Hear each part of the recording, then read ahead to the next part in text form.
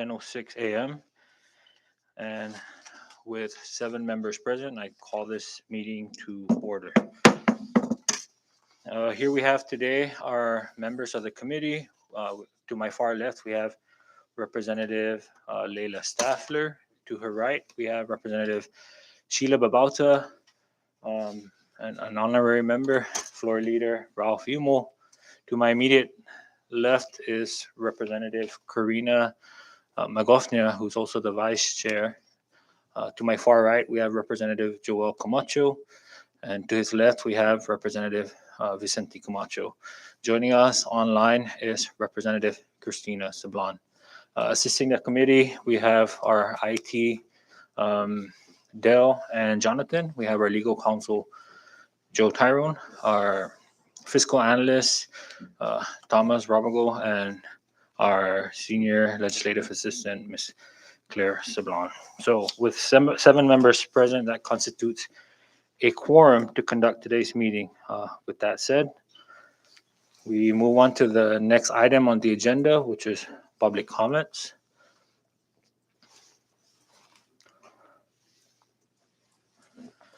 If there's none,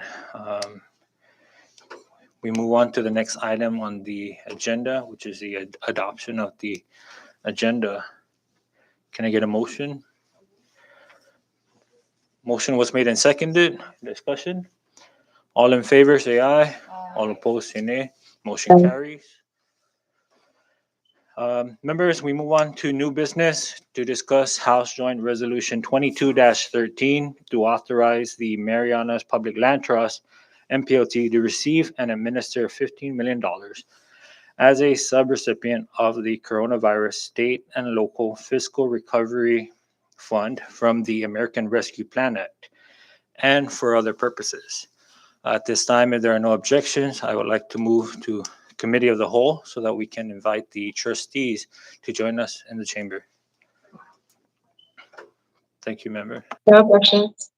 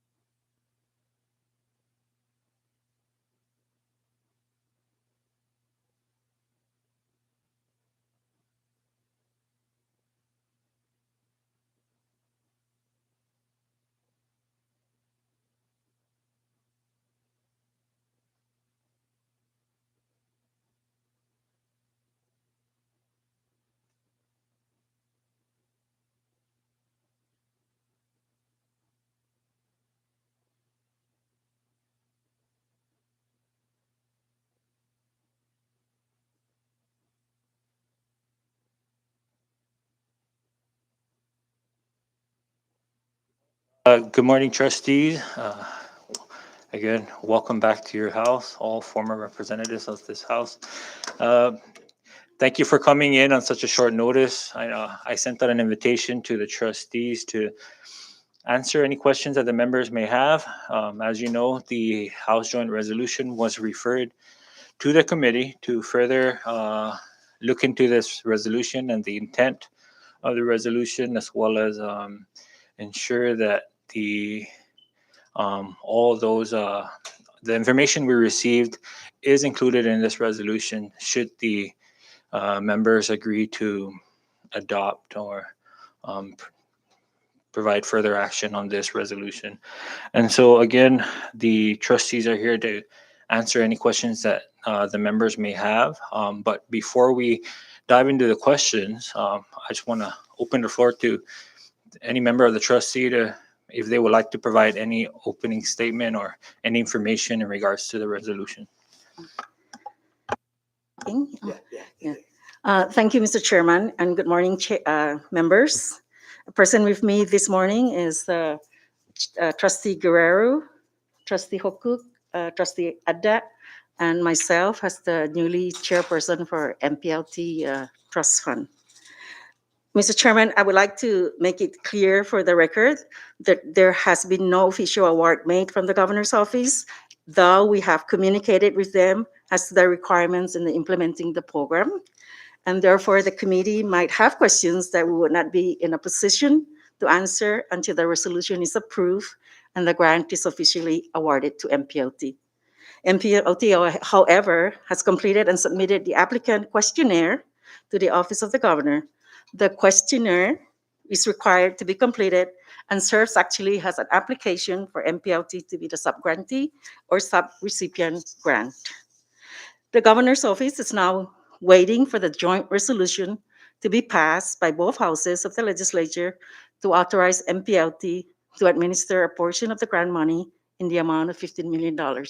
As you know, MPLT's mandate is only to invest and focus on investment duties, but and our legal counsel had advised us that since this is not part of our constitutional responsibilities and duties, it is appropriate that we seek your approval as the legislature to grant that MPLT administer the program.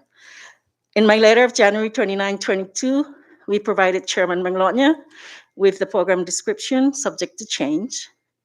In the same letter, we summarize MPLT's primary tasks in implementing the program that will be designed to be consistent and in compliance with the U.S. Treasury rule and reporting requirements.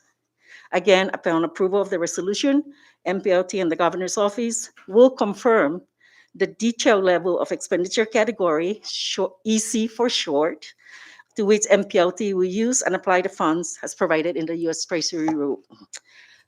We are assuming that the grant will fall under the expenditure category detail level, 2.9, Small Business Economic Assistance, General 2.11, which is the general, 2.9 is the General Economic Assistance level, 2.11, Aid to Tourism, Travel, or Hospitality, 2.12, Aid to Other Impacted Business Industries, and 2.13, Other Economic Support.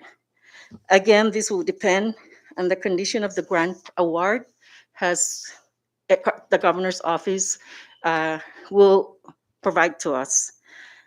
The funds intended to assist those businesses in the CNMI that have or will sustain significant financial hardships caused or exacerbated by COVID-19 related mandates so that they can remain open, retain or hire employees, and help support recovery during the pandemic.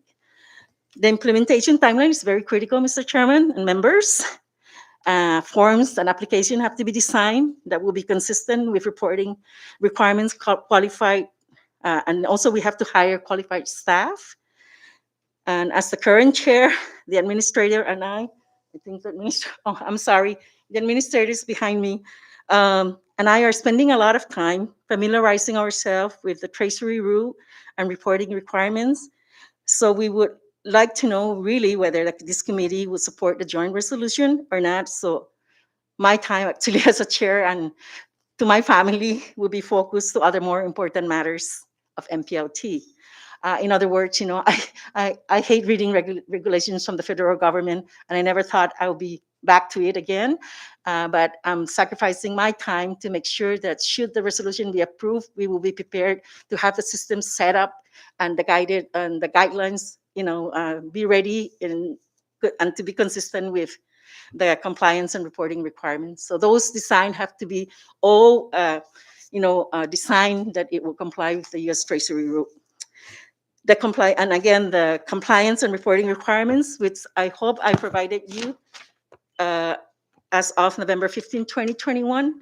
I know I was reading the June one, and I just found out yesterday that I'm not sure if that was what I was reading or this one. There are just so many documents. Provides more detail for any further questions you might have, or the members, and that, constantly I would probably be referring to this guidelines since there is no other way but to comply with the requirements and submit, and follow the reporting guidance and the U.S. Treasury rule.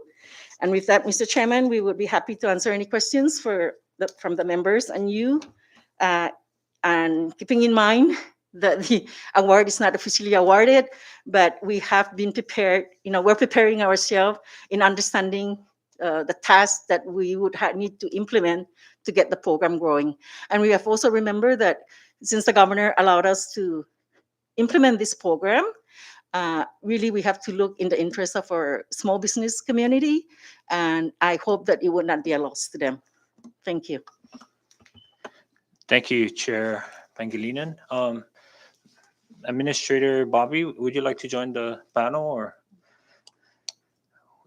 so that you may assist the trustees should there be any additional questions?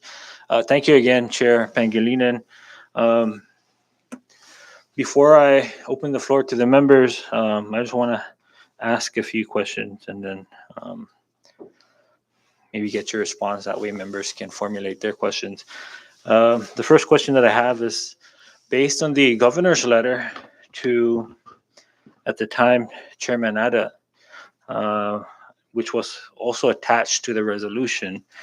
The governor mentioned establishing a partnership with MPLT toward the implementation of a transportation innovation investment initiative.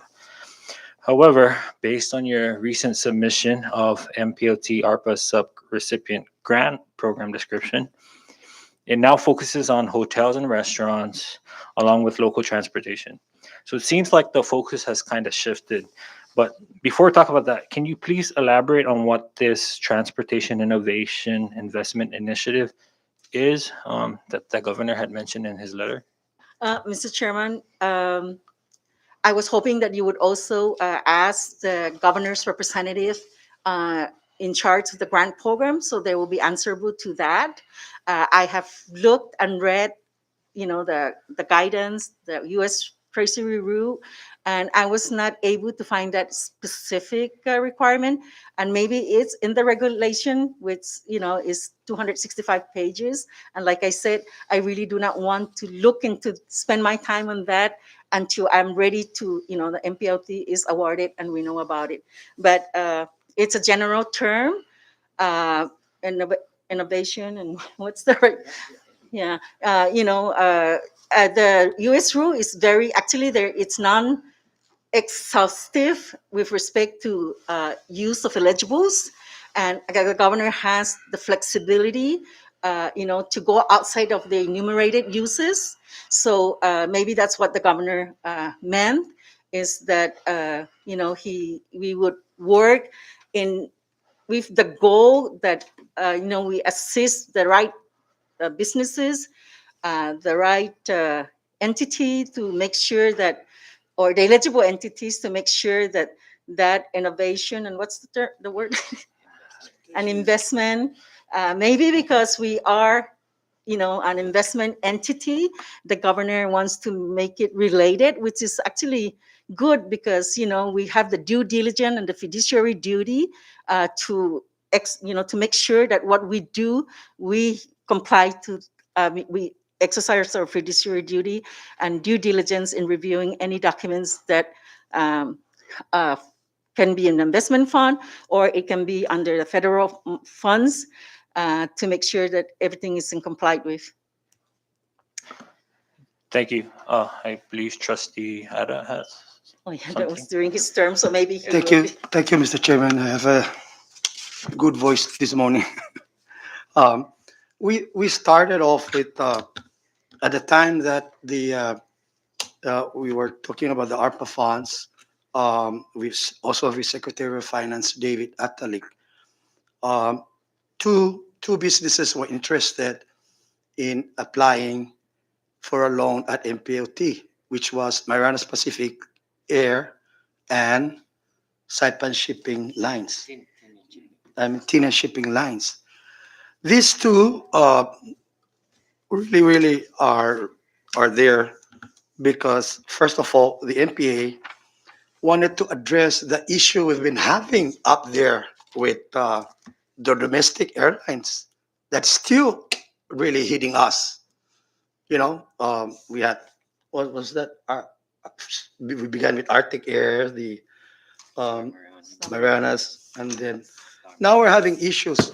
So I guess Marianas Pacific Air wanted to step in and try to help out by applying a loan from FLT, and so did Tinian shipping lines wanted to address the shipping issues in the inter-islands of our Commonwealth. And so as we went along, we discovered in the ARPA funds that through David Atalik, that these two entities, not just the transportation, air and sea, but they found out that they can give grants. Listen, it's grant, it's a loan, and it's a grant loan. They call it hybrid. So, and that's what I understand up to now. So, um, they're opening up the doors. It's not shifting the focus, but it's adding on. And the general idea here is to help the our economy impacted by the pandemic and the pandemic COVID issue. So that's how I understood it. Thank you, Chairman. Thank you, Trustee Ada. So just to be clear, these two entities, MPA and the shipping lines, they are still companies that MPOT plans to assist. Yes, yes, sir. And we're trying to find out how best we can meet what they're asking. So I'm pretty sure when you're asking for a loan and you have a grant available, of course you're going to go for the grant. So we're going to see based on the U.S. Treasury guidelines where they fit, where we can accommodate them, working along with Secretary of Finance David Atali. Thank you. But I just want to clarify that even though, there's Mariana specific air that, and we really shouldn't be identifying people because, they have to go through the process still and they have to be evaluated and to make sure that they are eligible under the program. But the Tinian Shipping actually had submitted on for assistance under the diversified local funds, which actually had been maximized already on the allocation percentage. And then Mariana's Pacific Air had met with us twice. And at first, they were looking for equity investment, of 12 million. And then at the latest meeting, I think they need I think they need only 4 million, and they need to revise their first business plan to be reviewed again by MPLT to make sure whether, like the former our former chairman Trustee Ada had said, to make sure again that it will either be consistent with the grant program or what other options might be available for them. But it appears like we have received so many letters from agencies like CPA, CDA, in support of Mariana Pacific Air to the, develop the economy of the Sinamay with respect to air transportation. But from my reading, and how sometimes federal reading is very confusing. The more you read it, the more you get confused. But it was kind of very specific that the program and the grant will not be applicable to general economic development. And it also has to be, impacted by the pandemic crisis, and they have to be in existence before the pandemic crisis, came into effect, and they continue to be in business, and that they need that hardship help, to get them to recover up to the level before the pandemic crisis, came. Thank you for that, Chair. Just can we just go back to clarifying something that you mentioned in your opening? You had a breakdown of the percentages of where these funds will be spent. Is that what it was? Normally, in every state, we are very small. The CNMI, the population is less than how many? 250,000 or.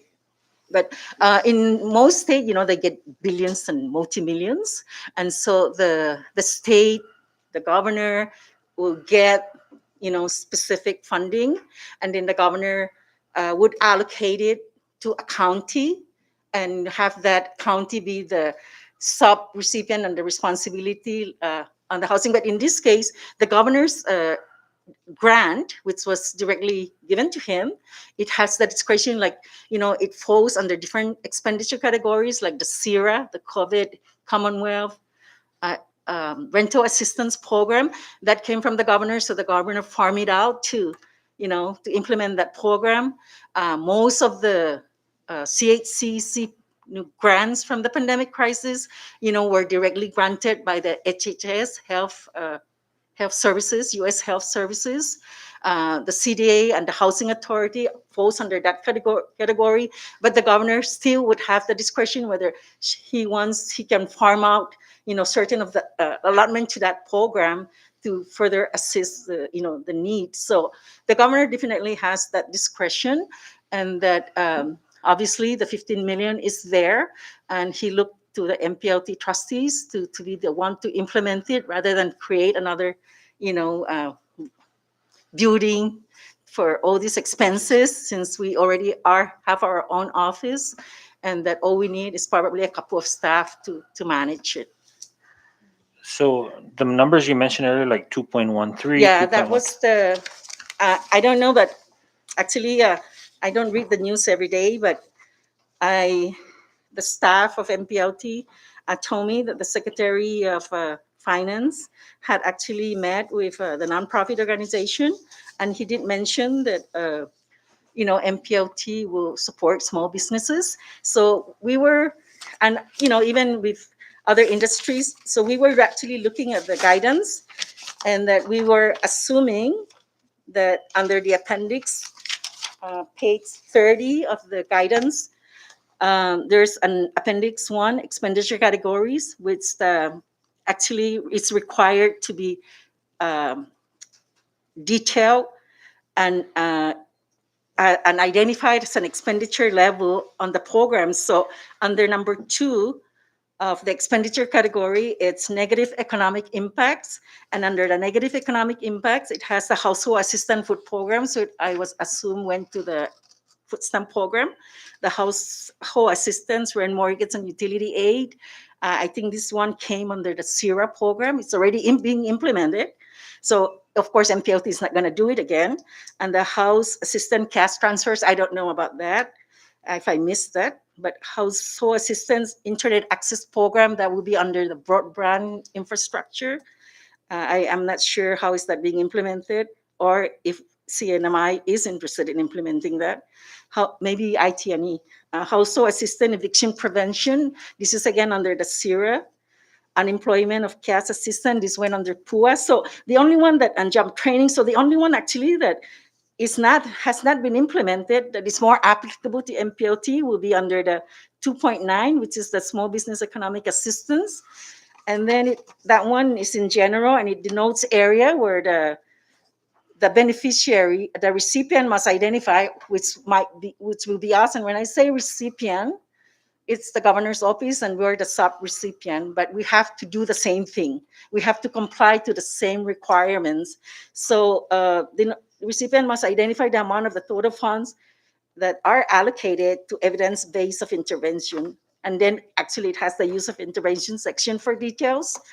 And so that one is the one that's 2.9. We skip the aid to nonprofit organizations, since the governor had actually, the Secretary of Finance had actually met with the nonprofit, and they have publicized that they have, allocated funds to these nonprofits.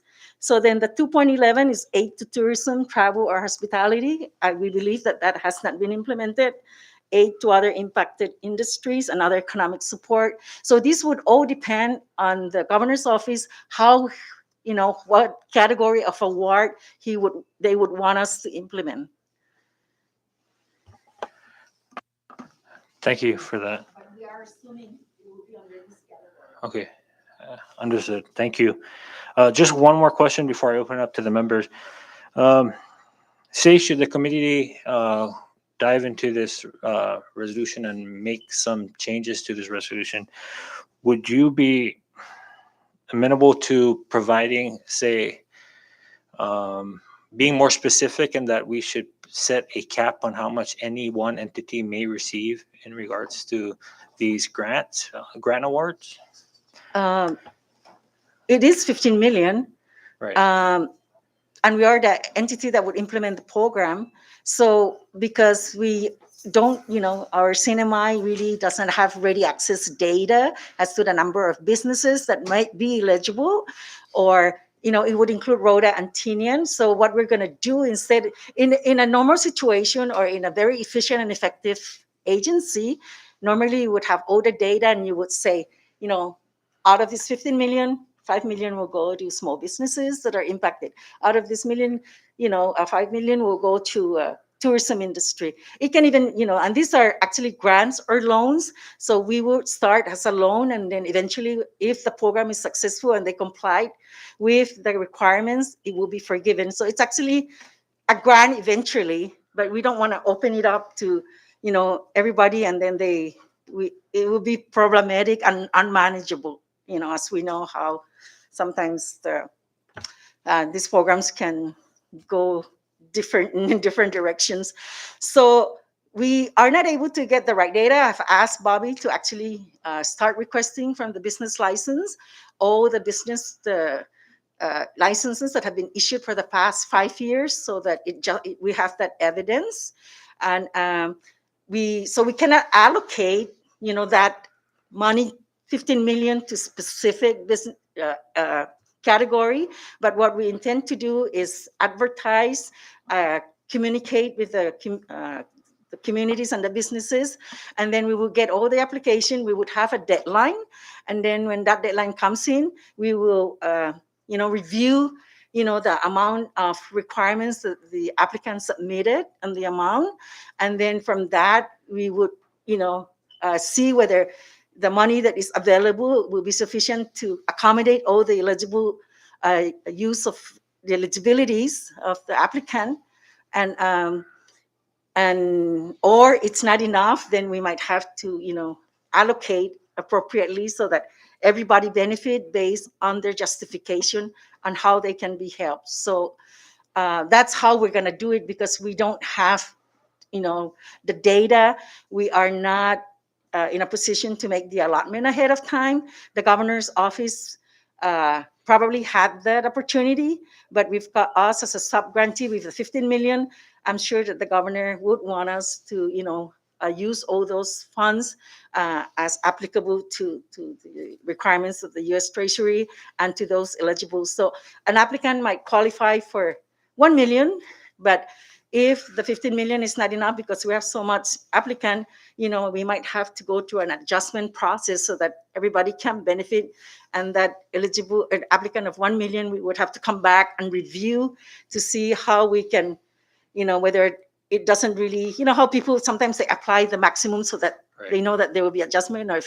So we would work with that applicant to make sure that he or she receives the assistance that is needed, and that the fund that can be reduced, it might even be reduced without, even if we have the money to do it, because they have to, we have to have evidence, and they have to justify, so many things on this requirement. And like I said, every time I read it, it's just so the application would actually justify, the need of the applicant.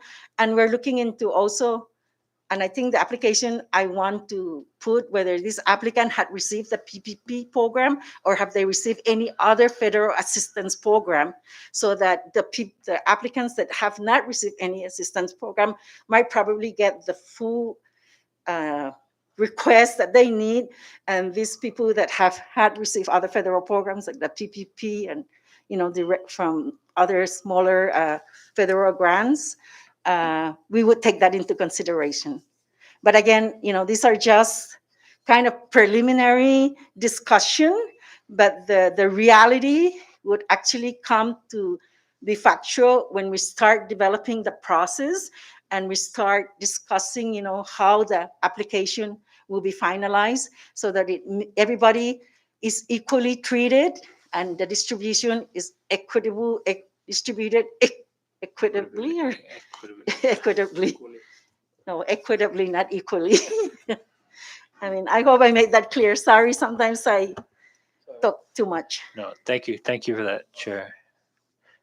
Recognize Trustee Ada. Thank you. And to add on to this, um, why did the governor's office sought our assistance to this to subgrant us?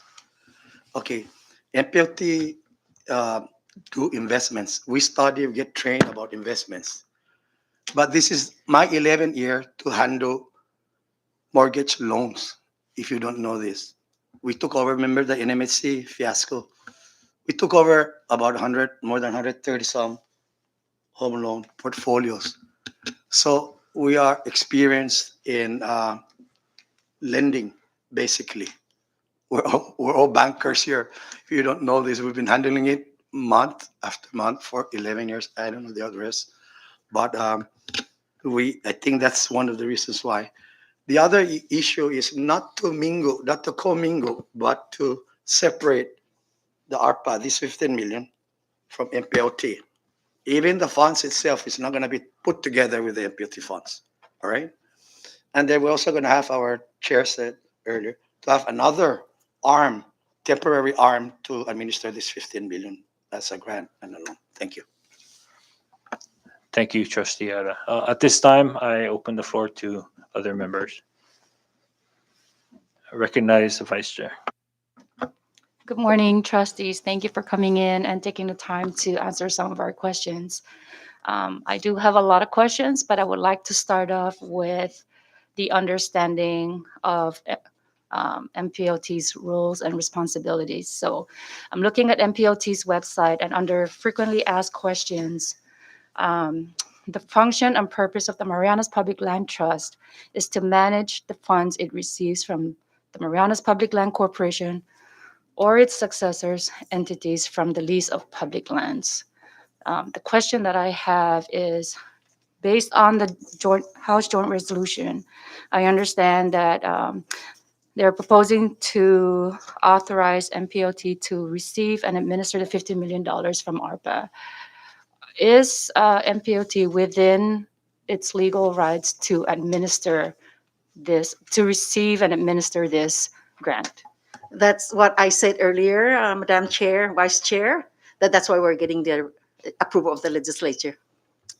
That's why we requested the approval of the House So- Joint Resolution to authorize Okay. us. So have you sought your legal counsel or perhaps maybe the AG's input or feedback as to whether or not this is the route to go? The legal counsel advised us to seek to do the House resolution, to draft the House resolution and forward it to the legislature to avoid any challenges with respect to our assuming this duty, additional duty in managing the ARPA program.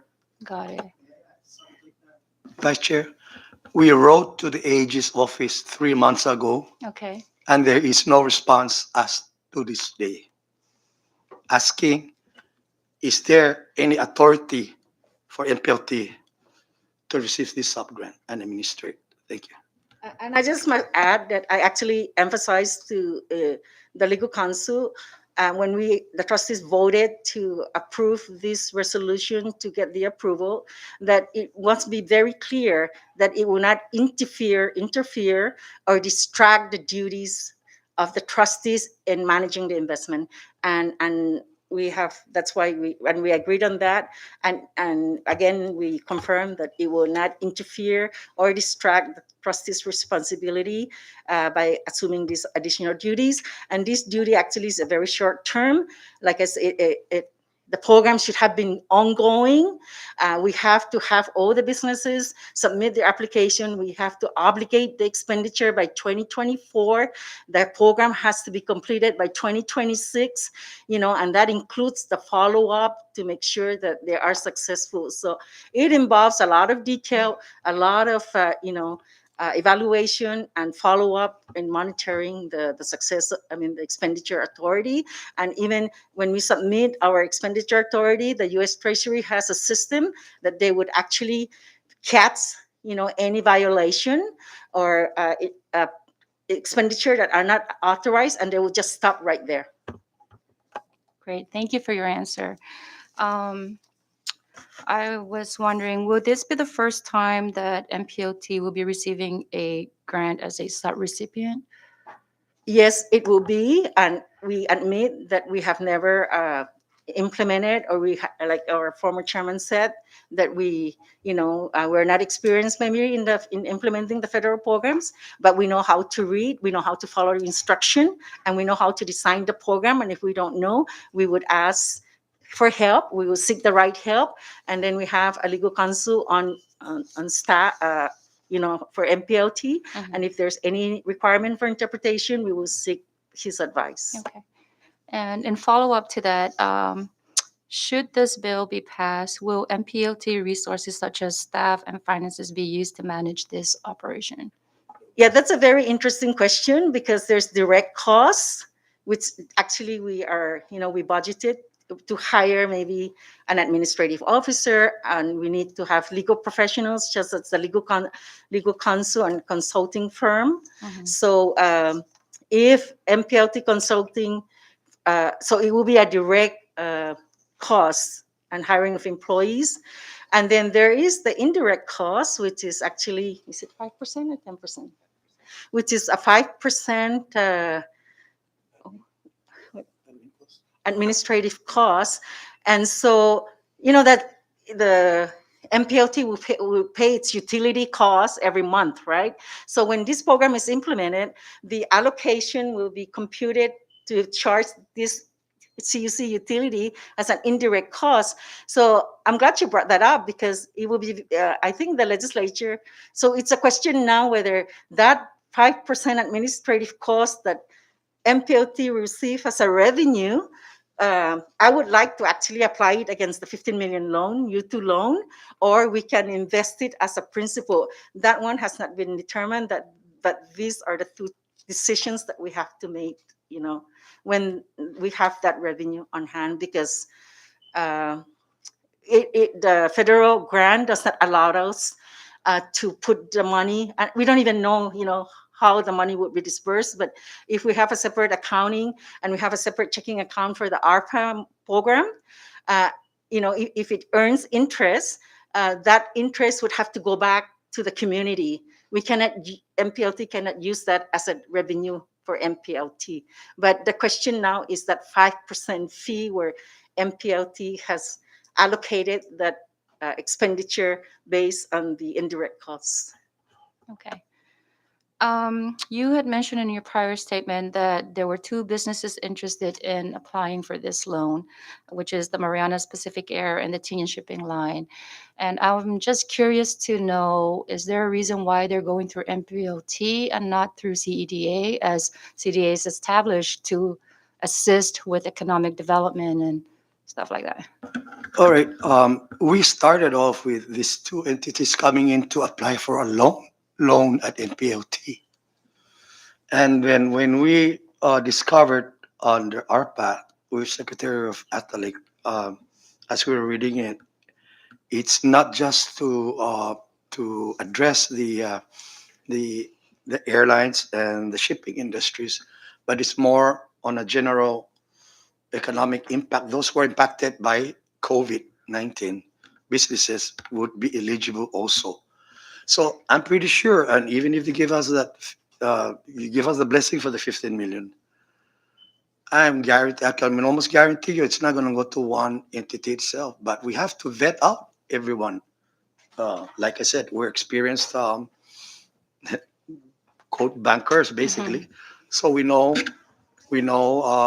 their qualifications when they apply, how much can they pay, and I mean their repayment ability and all the stuff.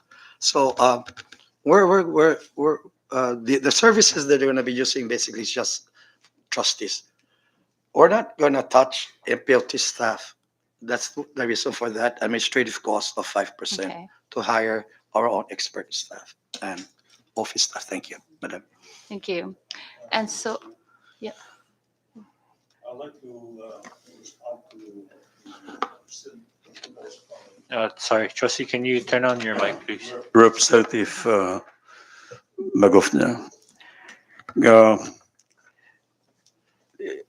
One of the things that do it is in my mind, and I hope that the trustee do also, is what are we going to do in the event that the legislature went ahead and approve the House Joint Resolution, the Senate concurring to it.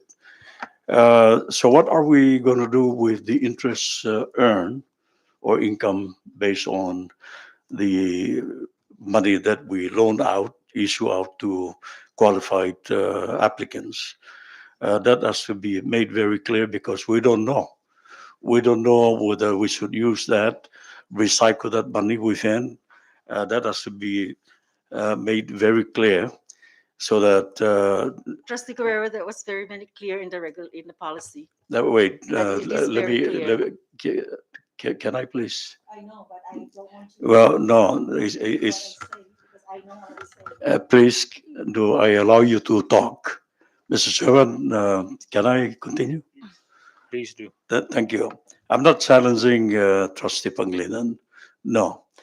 But I want to make clear that we will be authorized pursuant to law or by way of this House Joint Resolution that such income earned, what are we going to do with that? Are we allowed pursuant to this House Joint Resolution to use that as an income? And so, what are we going to do with that income? Are we going to remit that income as we do to the income earned under the trust money that is being invested? That is the question. And the reason I brought this question up because we need a very clear guide from the legislature. This is something that we cannot uh, decide upon ourselves what to do with that income earned. It has to be made clear based on whatever the legislature is going to authorize us to do. I'm not challenging Trustee Paglinan. I think that she did well. She read the law, but there's many other things that we can discuss in reference to the approval of this. For example, one of our trustees is recommending, and I am supporting, that we should give ROTA pursuant to that House Joint Resolution to make clear that there will be maybe $3 million given to ROTA and $3 million given to Tinian and $9 million given to Saipan, a total of $15 million.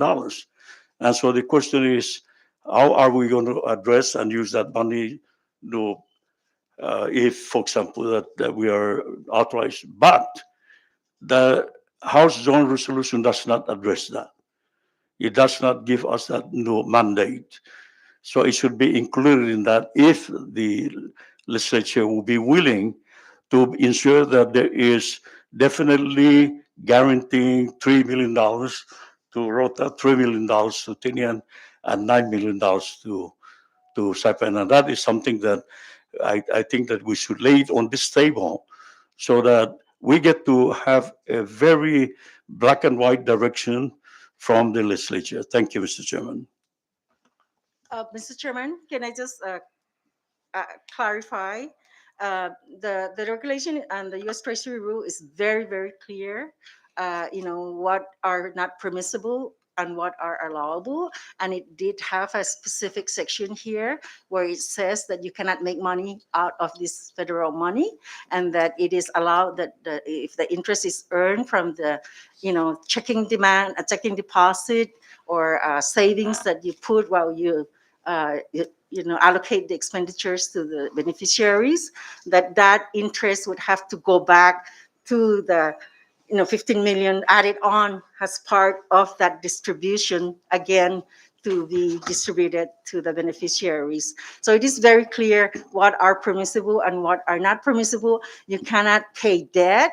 You cannot pay pension funds, contribute, take that money and do contribute. And so that is very clear. I can say that. But to answer the representative question on why MPLT, MPA, I'm sure visited the legislature also, and explained your interest in exploring at the air to have an air transportation that would benefit the economy.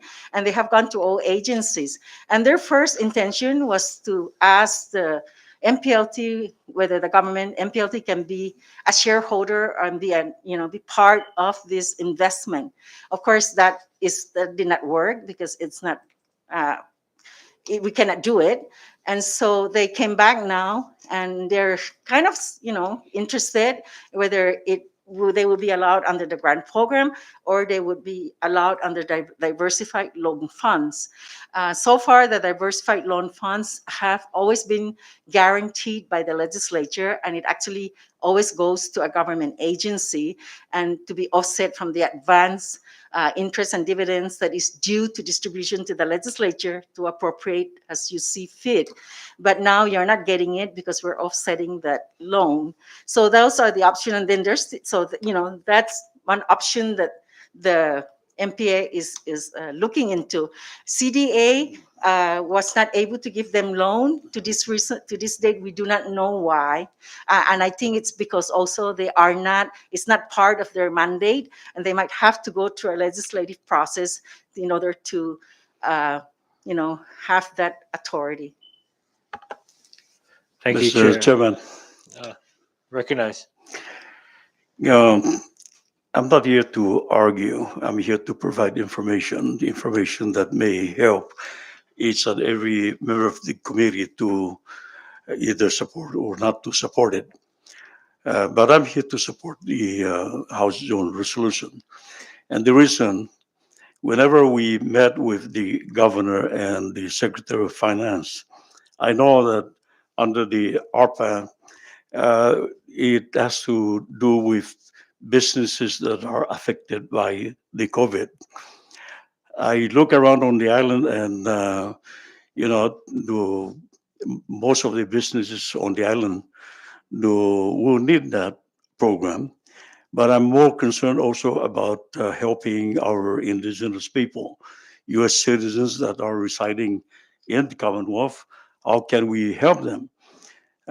Based on that concern, I raised the question to both the governor and the Secretary of Finance.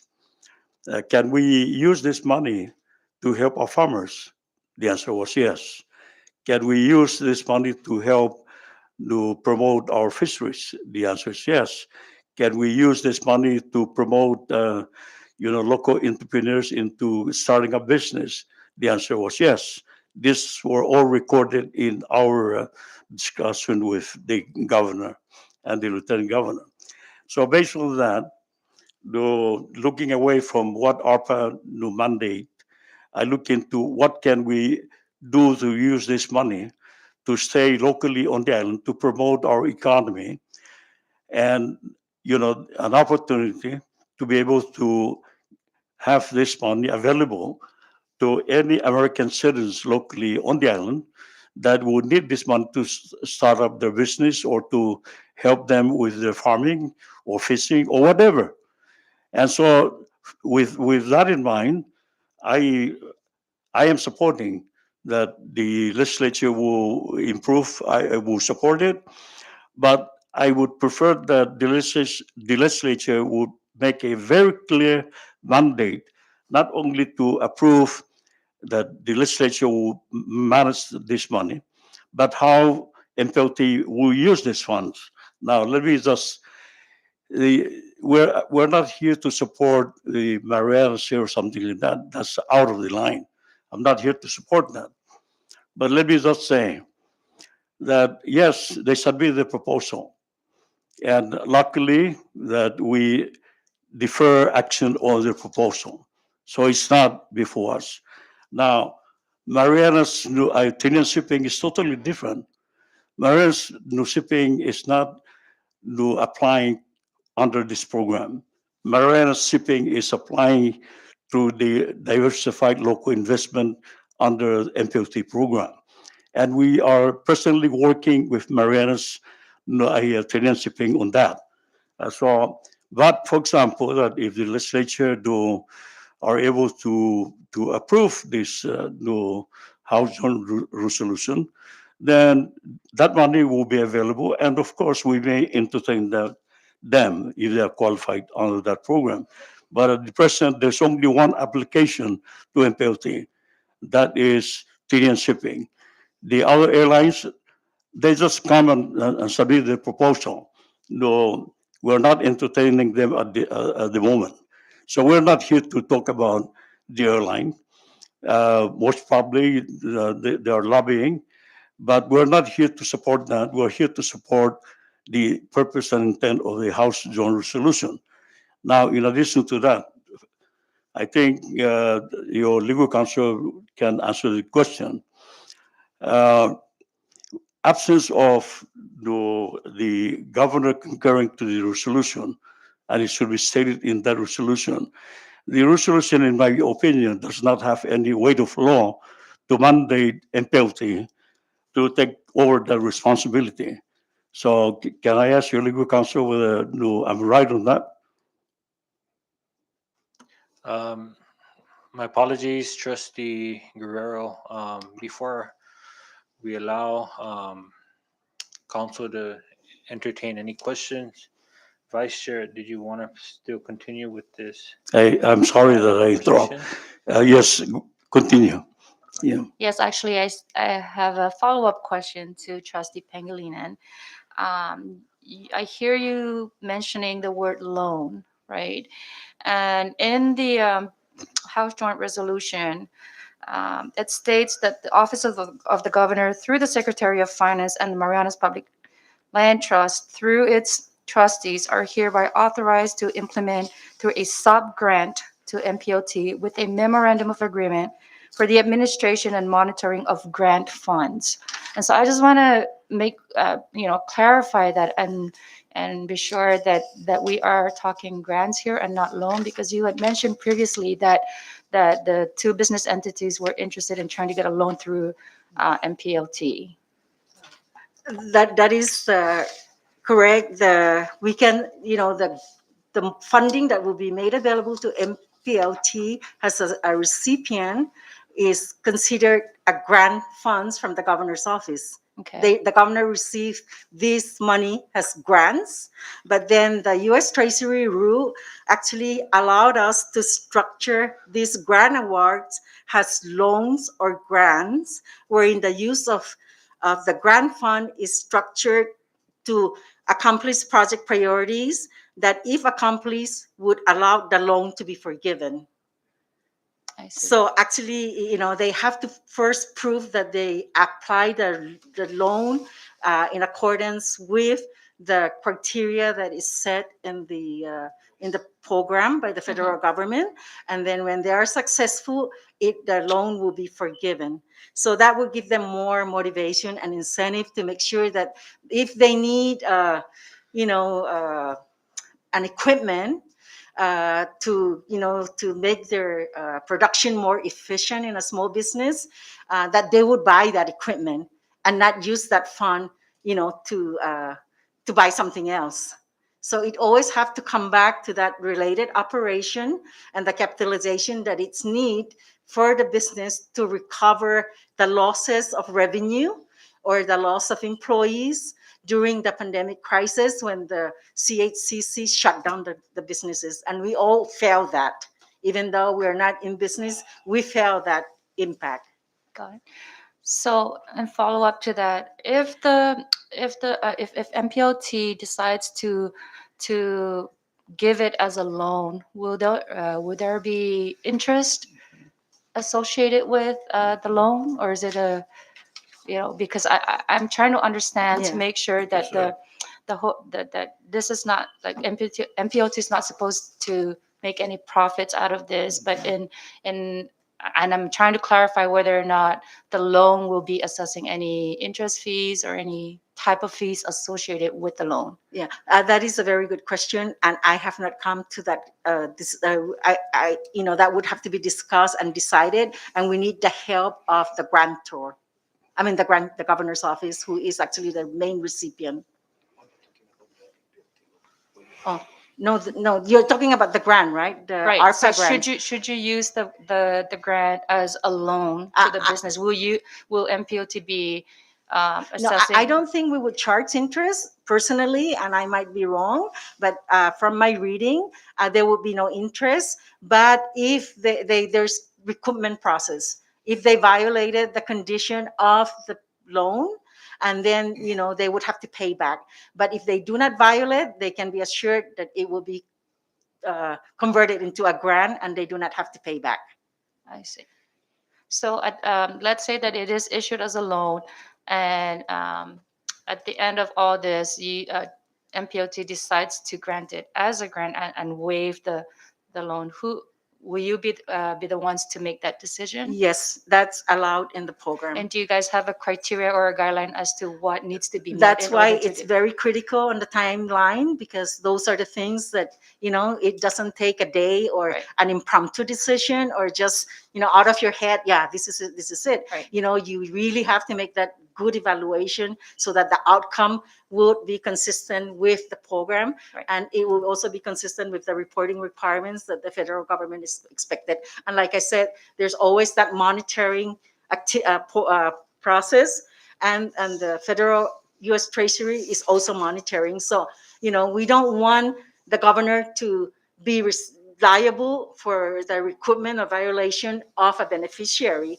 because eventually it would, he will be the one that will be liable. So we want to protect, these funds, that it really goes to, the use that is allowed. Got it.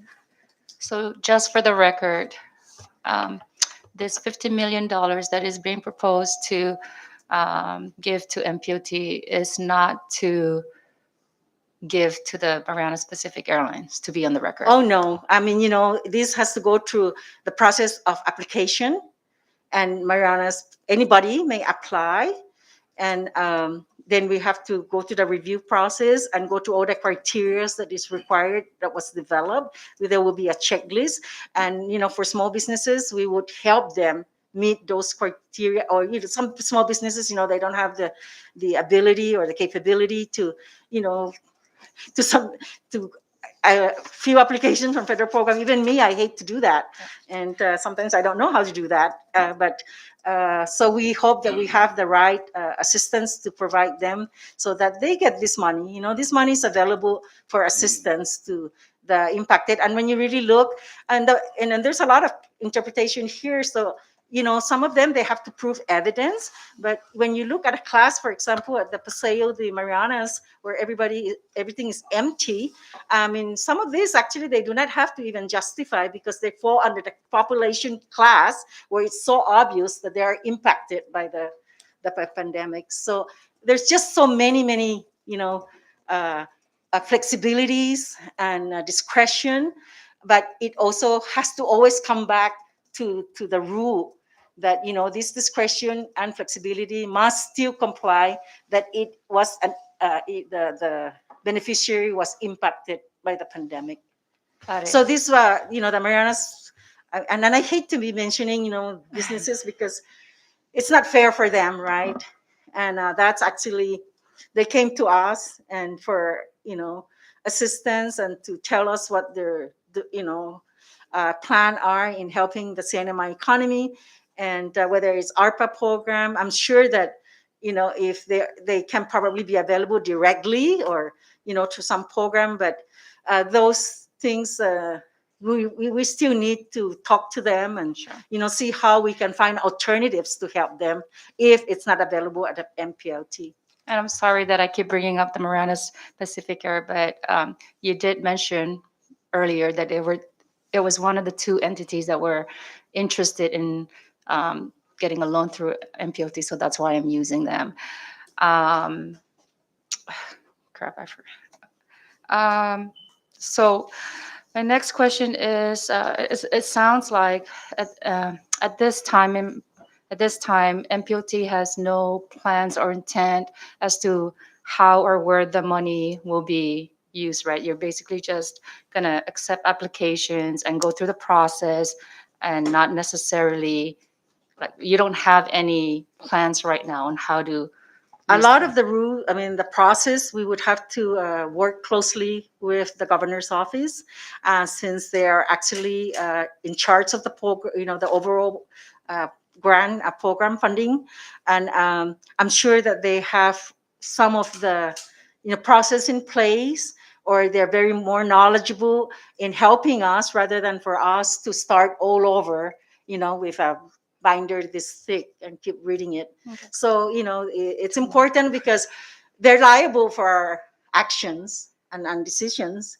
And so, we have to rely on them. Okay. And I hope that they would have more information for us as to the design of the application that is needed, or uh, other requirements that we have to. It's easier because they already have it in place, and we don't have to reinvent again. Okay. I have two more questions. So, are you able to share with us the amount that the Mariana Specific Area was seeking assistance for? Mention, and I think it's Oh. public document because they came when I explained earlier, at first they came for a $12 million investment. okay. Has MPLT to be part of this investment, but that is not allowed in government. For us, I guess, for our government to be a shareholder in a private enterprise. And so the last meeting that we had, they were interested in the funding of 4 million, but they were not, aggressively saying that, they need MPLT's assistance. They're more as an update of their plan, and how it's more easier now to have this plan, going. But they still need a $4 million funding. Okay. And But they have not submitted any update. We asked them to submit, an update business plan and their goal with respect to what they need from MPLT, but they have not submitted anything. And that's why, I'm not sure whether they're still interested in working with MPLT or not. But I know that CPA is supportive. We receive CDA is supportive. We receive a lot of letters on the 12 million for investment, but not after that. okay. And I don't want to assume, so I will ask you again, and you probably have already answered this, but did the Mariana Specific Area ask for the assistance before or after the resolution was proposed? Before the RPAC came, they visited all the agencies, and I believe they also visited the legislature. So that was the period when they were, visiting agencies and governments to let them know of their plan. It's a normal public relation, I guess, in most, corporate businesses. And when they're going to invest, you have a big plan so that they get the support of the community, and they explain the need for the community. So, it does not necessarily have to come in the form of finance or money, but in the form of support. So I think that it was before the ARPA or the House resolution was developed. Was it when the House resolution? I don't know about the second time. It's still before. Yeah. Okay, so the resolution came after Yeah, the. and it has nothing to do. The resolution has nothing to do with involving MPLT or other former applicants. Okay. It has something to do with the 15 million grant that needed to be implemented, and the governor needs assistance from MPLT to get it going. Okay, thank you so much for your clarifications. Thank you. Thank you, Vice Chair. Before I move on to the next member, I just want to recognize Representative Ed Probst, who has also joined us online. Next up, we have Representative Sheila Babauta. Thank you, Mr. Chair. Thank you, trustees, for coming today. I am honestly even more concerned after today's meeting about the resolution.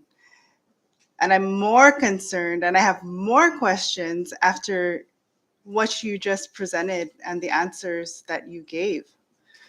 This program, the $15 million, would require advertising, review, selection, award, reporting, business counseling, research, data collection, possibly, reinvesting of interest. How does that align with your mission, your responsibility, and your fiduciary duty to make reasonable, careful, and prudent investment? MPLT was created to hold and invest proceeds from leases and other transfers of public land. The governor is asking you to implement this program. Why MPLT? Why not the Commonwealth Economic Development Authority, if we're really concerned about developing our economy? Why not CODA if we're really, serious about developing transportation?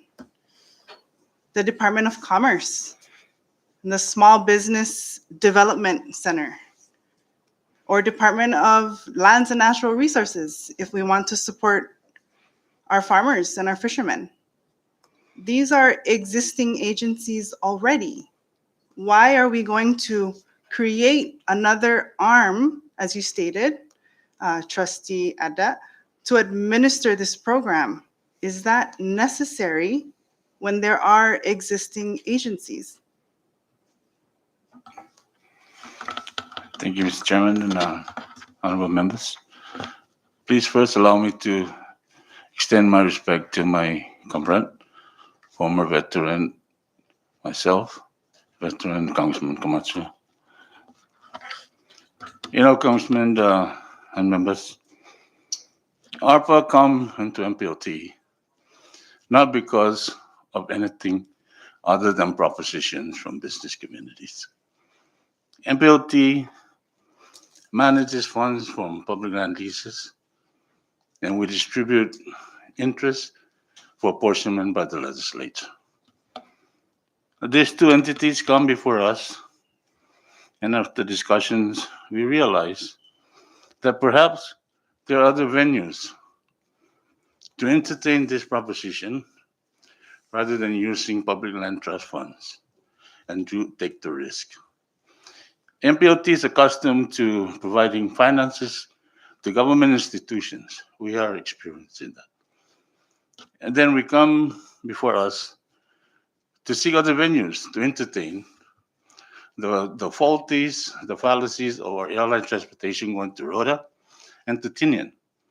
And that's where the matter comes to discussion with the governor's office.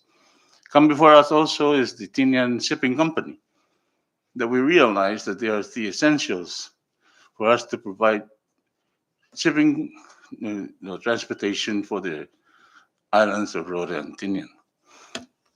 How we come about with ARPA funds is not just something that is born out of thin air, so to speak. It is because of these two issues that we realize that there are other provisions that perhaps can be partaken by MPLT in the course of entertaining these propositions. But looking into the matters of MPLT, we realize that the constitutional provisions are very limited to just investing public land proceeds. And that's precisely why we come before this August body, to seek guidance and authority to entertain opportunities from the ARPA funds. We cannot reinvent any provisions for governance for the executions of ARPA funds because it's already within the pertinent stipulations from the ARPA laws under Section 602. We come again also before this August body to seek if there is any statutory provisions that can be stipulated for us to entertain other smaller local businesses that belongs to the indigent communities. There are many indigent organizations that comes for audience before the trust, seeking for assistances from the proceeds of public land leases. The problem with us in MPLT is we cannot take proceeds from land leases and give directly to indigent organizations without legislative apportionment. The Constitution is very clear that all interests have to be apportioned to general fund subject for apportionment by the legislative body. And having said that, we are not in any position to be rattling on the legislature that the legislature has failed to give to indigenous organizations. But we come before you now today, knowing that there is reason for us to believe that we can entertain all these organizations by means of the ARPA funds, the American Rescue and Pandemic fundings. Whether we can or we cannot is a question before us as MPLT. And that is precisely why we have House Joint Resolution sent to the legislature for the legislature to see all the stipulations whether we can partake in the execution and administrations of ARPA funds within the mandates of public land trust. It's not that we want to just take ARPA funds and diverse in our strategic approach to the community. We come before you seeking jointly whether we could or we could not. It's not a matter of us just wanting it, and it's not a matter of you just giving. It's a joint effort for us to see where we can best approach the administration and the execution of this funding. And that's precisely, the honorable members, we come before you. It's not a matter for debate or for questions. And the vice chair has asked us, do we take the notion to approach before the Attorney General? Although we understood that the Constitution prohibits the Attorney General from giving opinions to the trust, we tried just to see, but understand why the Attorney General does not give any opinion because it is prohibited by the Constitution. The question by the chair about apportionment, what would be the bench? The bench it is not wrong, but the bench it is wrong at the same time. Because for those entities that does not need, they will go for the maximum. For those entities that need more than the bench, they are discriminated from participation in this. But how do we approach this ARPA funds to the business communities is something that we cannot just take now. We need first the guidance from the legislature. Before we execute anything else, because there's direct and indirect costs to be in effect by the trust, we need first the authority for us to proceed. For us to spend public land trust without appropriate guidance is not proper in many senses of the word. So if the legislature would allow us, then we can commence. And then we can come back and give you what are the strategic, the standards that we would like to implement. Our chairwoman have expressed what are the anticipations and what are the provisions that we are thinking. Maybe that is our idea now, and we're not able to suffice to your satisfaction what you're looking at. But if you give us the mandate to do that, we can start facilitating those questions that you are illustrating to us today. Thank you, Madam Chair. Go ahead, recognize. Thank you, Representative Babauta. Okay, you said earlier, so our fiduciary duties, and ARPA. Okay, for your information, every month, the trustees are mandated to meet every third Thursday of the month to follow up on the two accounts that we have, the General Fund and the American Memorial Park Fund of the Trust Fund.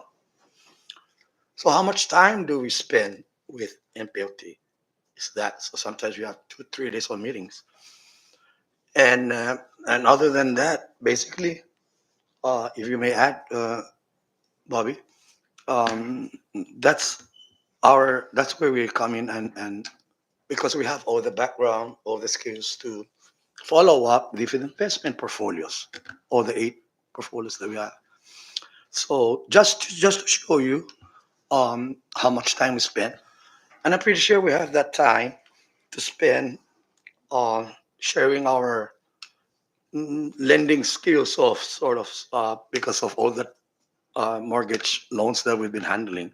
And I think that's one of the reasons. The second point here is the governor went to see that, and I think the Attorney General, I'm sure the Attorney General disapproved that, trying to giving it to for a joint venture with MPA, I believe. So that's where we are. Thank you.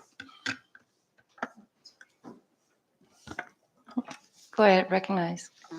Yeah, in response to Representative Babauta's comment, that was also my first reaction. Why MPLT? And after, but then the governor looked to us as an efficient and effective agency, and that that an MPLT can manage. Other programs who are now existing have their own direct funds or grant allocation to concentrate on, whereas indirect cost is very minimal from MPLT.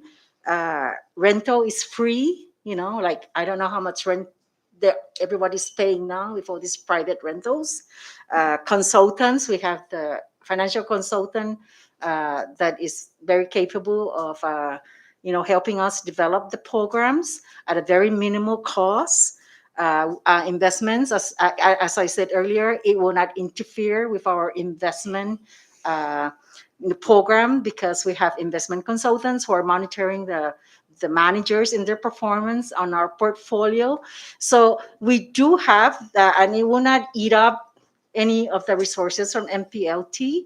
And so we do have the capability to administer the program, and we believe that we can do it effectively and efficiently because we do not have to deal with the bureaucracy in government where you have to hire an administrative officer, has to go to personnel and be approved and all that.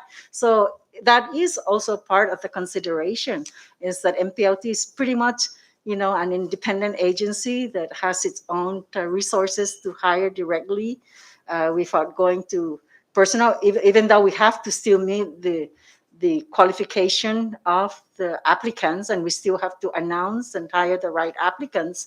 So there's a lot of steps that can be, curtailed in the process to accomplish the goal and meet the timeline to have this fund go out to the community and benefit the community.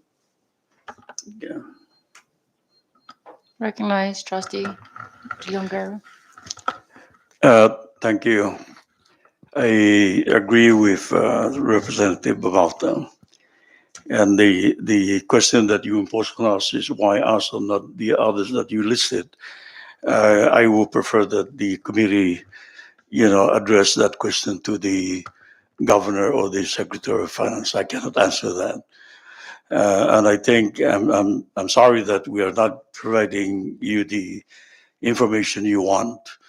But early on, our chairperson who did mention some of the reason why the governor came to us. Now, let me go back to the concern that I was bringing up, and this relate to your concern. Um, I am one person that would like to take responsibility when that responsibility is clear in black and white. And you're given the opportunity to review that whether you or you should not give the mandate to MPLT to manage that fund. Okay, and under those things, I personally would like to see that this body, this committee will look into all other things that is needed for MPLT, if granted, to successfully implement this program because everything is in place in the said House Joint Resolution. And that's why I'm bringing up the question, repeatedly, whether MPLT can assess interest. Answer was yes, answer was no, answer was yes. Now, that is a very confusing answer. And that's why I'm asking you people to see whether under the ARPA can MPLT, impose interest rate to any borrower or recipients of that fund? And if so, where should MPLT use that money? Should it continue using it for their own expenditure, or should it remit that money to the general fund? That I don't know, and I don't think that any one of us sitting here get to know that. But that is the responsibility of you people, the legislature. Now, no, I want to say this, that no, it is not true. If you grant MPLT the authority to manage this fund, MPLT would need another office. MPLT cannot function and manage this program because the Constitution does not allow MPLT to use any of its fund to support any other program other than that new program that MPLT is mandated to do under the Constitution. So therefore, every new operation of that, if MPLT is going to manage it, meaning that MPLT will have to hire people, will have to rent office space, because this will be totally a separate entity. It is not a trustee for this new program unless you assign MPLT to be the trustee for that program. But once that is assigned to MPLT, you should understand that that should be totally a separate operation. The trustee of MPLT should continue to function as a trust for MPLT, but not as a trust for this program. All right? We don't have any fiduciary responsibility under this program. We don't, unless otherwise you entrust that to us and we will accept that. That has to be made very clear, because we're not talking about no $1, we're talking about $15 million that at the end the trustee will be responsible for that. Now the question is, would the trustee be directly responsible for that money once it's issued and it cannot collect? Are they functioning as a fiduciary for that money? I don't know. You have to make that very clear in the House Zone resolution. Thank you. Recognize Rep. Staffler, please. Thank you. Thank you, Vice Chair. And thank you, trustees, for coming and joining us on this beautiful Friday, and for sharing all of your different insights. I just wanted to kind of clarify, the Constitution's enabling statute doesn't really specify that the MPLT is a loaning agency, correct? That MPLT what? That MPLT is a loaning agency. It's tasked to hold investment principal funds of MPLC and its successors, but it doesn't say anything about being a loaning agency, correct? Well, MPLT has Invest. an agency mandated to be established by the Constitution to invest money that is transferred from the Department of Public Lands Revenue. But then it has to be guided by the investment policy statement, which actually is part of the document that is needed in any investment. And that investment policy statement actually provides all those guidelines. And in that investment policy, we have the diversified loan program, and that we make allow loans, approved loans. If it has the corollary, I cannot No worries. in benefits to the CNMI, and it has certain conditions too. So we do, and then back years ago, when MPLT, the Northern Marianas Housing Authority loaned $10 million to provide the housing loans to lower income people, and then they became delinquent and they cannot afford to make the payment.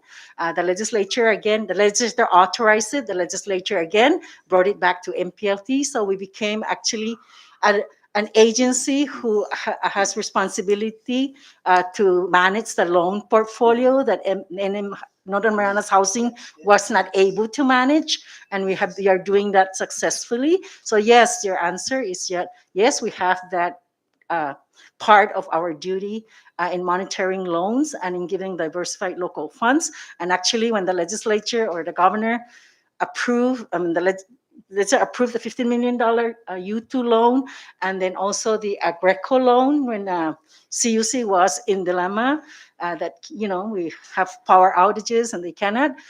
We provided that assistance. So yes, we are going through it, but the only assistance so far that we have been able to approve is actually coming from the guarantee of the legislature on its distribution of fund that they are entitled at the end of the year to appropriate. So yes, we do go to that loan, whether you call the legislature LUTU loan a loan or just an advance on the interest and dividends that is, generated for the legislature.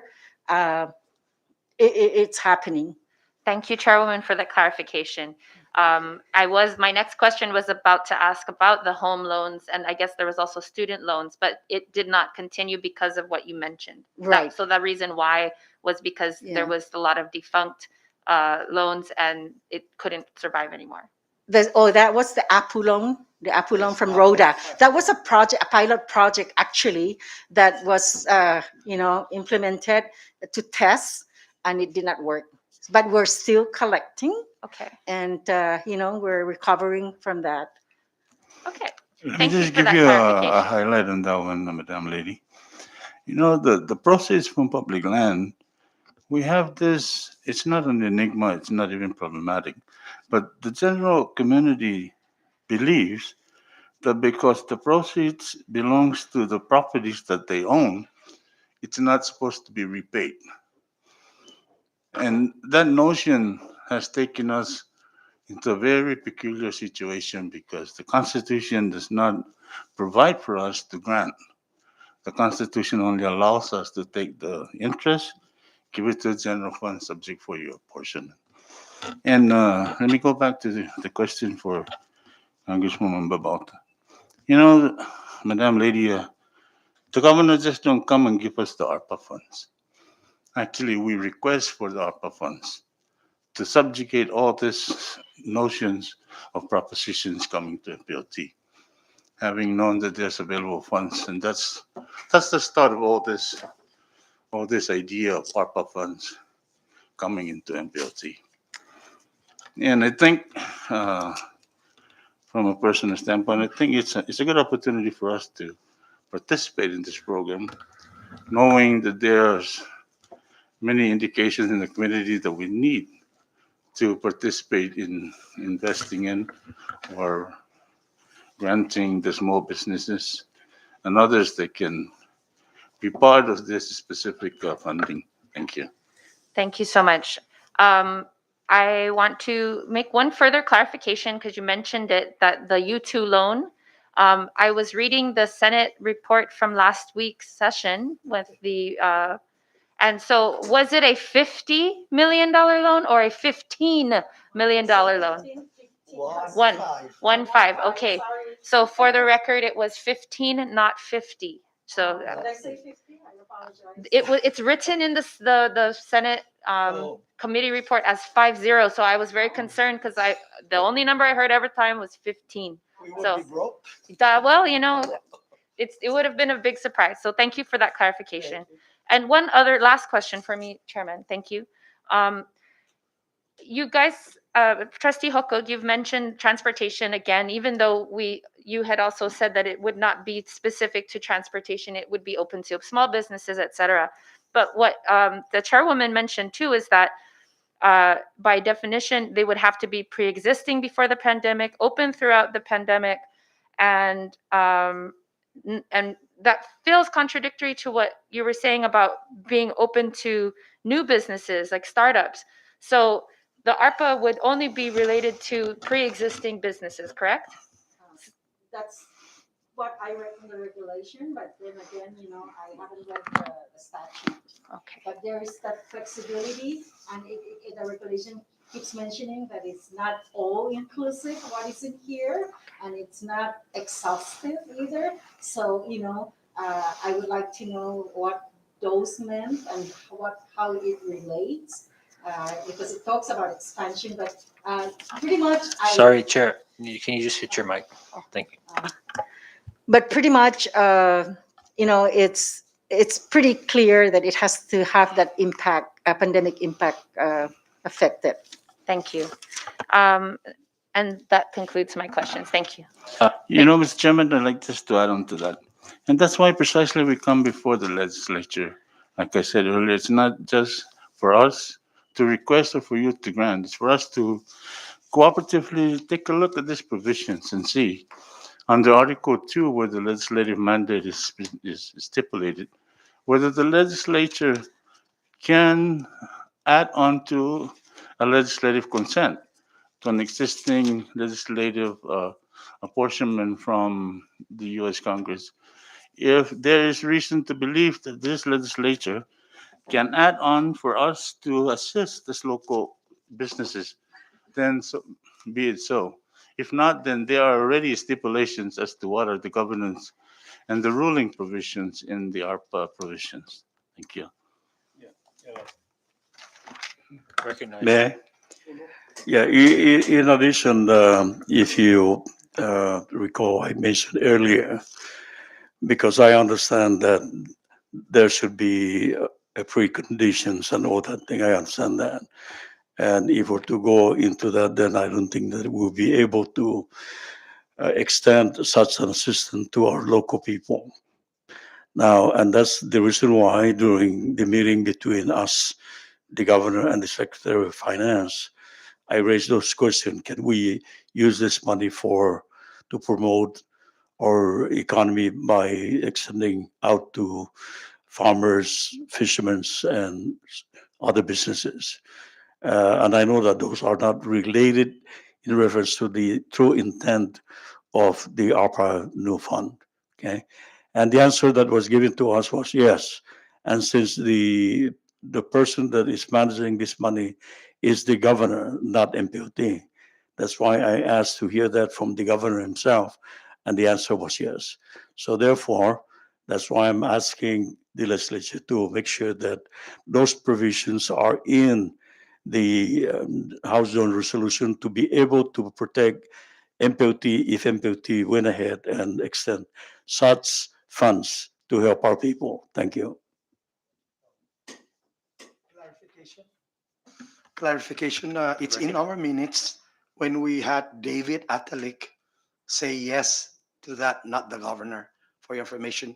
And I suggest, I don't know, maybe we should have another meeting with David himself here so that we can uh, discuss. The further you read this, the more we discuss other things that are allowed. Thank you, Mr. Chairman. And Mr. Chairman, I would just like to clarify that, that the word transportation, if it relates to the tourism industry, hospitality industry, that transportation term would qualify on a business that is doing the hop, for the tourism industry. But if you're talking about new, airline transportation or know that, that would require more, clarification from us if the grant is awarded, and will require probably a little more confirmation. I mean, the confirmation from the governor's office or from the legal counsel. It just needs more discussion and need to see how we can justify it.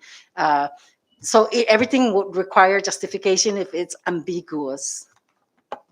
Thank you, trustees. We'll get two more. We'll have Representative Vicente and then Representative Tina Sablan. Representative Camacho. Thank you, Chair and trustees. Thank you for being here. Now, Ms. Pangilinan, what you had just said is exactly what I was getting ready to bring up. Actually, when I saw the letter from the governor's office to Mr. Martin Ada, it says on here, Transportation Innovation Investment Initiative. Actually, that's pretty exciting for me because I'm thinking Road Antinian. It makes sense, transportation. And then in your program description, it was emphasized, it was about transportation. A lot of this about tourism, right? Hotels, restaurants, then again, transportation hub. It says on here that MPLT will put its focus to provide financial aid through a loan grant program. But you also say in the second paragraph that you will also focus funding assistance to small businesses. And then again, it says tourism, travel, and hospitality, and other impacted industries that are eligible. So now we're talking about giving aid to the farmers, the fishermen, and all that. The way I see this, it's really talking about transportation. So that's what we should be focusing on at this point. So is it a grant or a loan? Can we grant out? Can we loan out federal monies? Yes, it would probably have the same process structure like the payroll protection plan, where the banks will, through the federal government money, Okay. would loan to businesses, and then they would forgive the loan. So uh, it would be a grant. It is actually a grant, like I explained earlier, that the governor received, and he is making us a sub recipient for this grant money, and that we have the option to grant or loan, but and we can do both. But we can do both, but we're more on the loan part where we can forgive, because we want to make sure that the business actually complies with the rule of the U.S. Treasury, and they are successful in accomplishing that assist, accomplishing their success through this program assistance. Kind of like collateral, huh? Right. Yeah. I mean, principal and interest received uh, will probably be considered addition to the award to be used for more availability of the funds to extend to the businesses or to those that qualify for the program. So yeah, Trustee Guerrero, that's basically probably more clear And as, now for okay. now. But again, everything is subject to Right. the rule and how the governor actually award us the program to the specific expenditure category that we are that we have to comply with. Okay. Thank you for that. As Rep Babauta had mentioned, Sheila Babauta had mentioned, why MPLT? Why not just open up a new agency? Hire new people. People need work, right? Why not do that?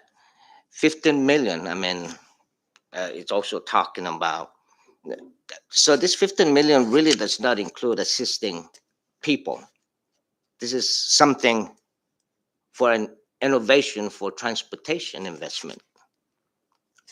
Correct? This is what it actually is saying No. on the I letter. cannot answer that. No, it's I'm sorry. Can Go I? ahead. Thank you, Mr. Chairman.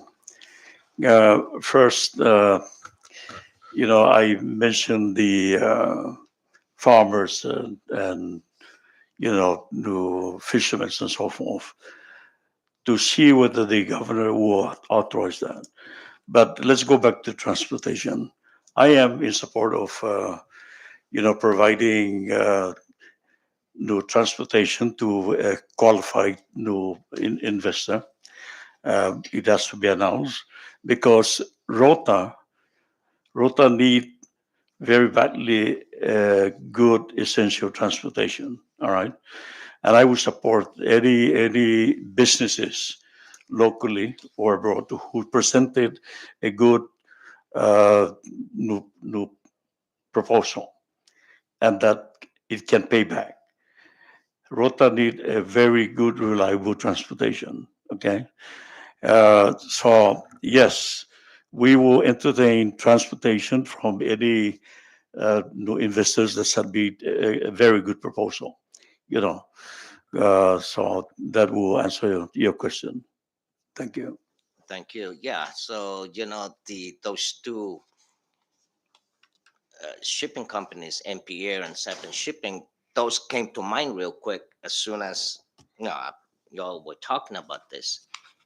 But current transportation, air transportation can qualify under the program Star if they are, Marianas. provide the evidence that they're eligible.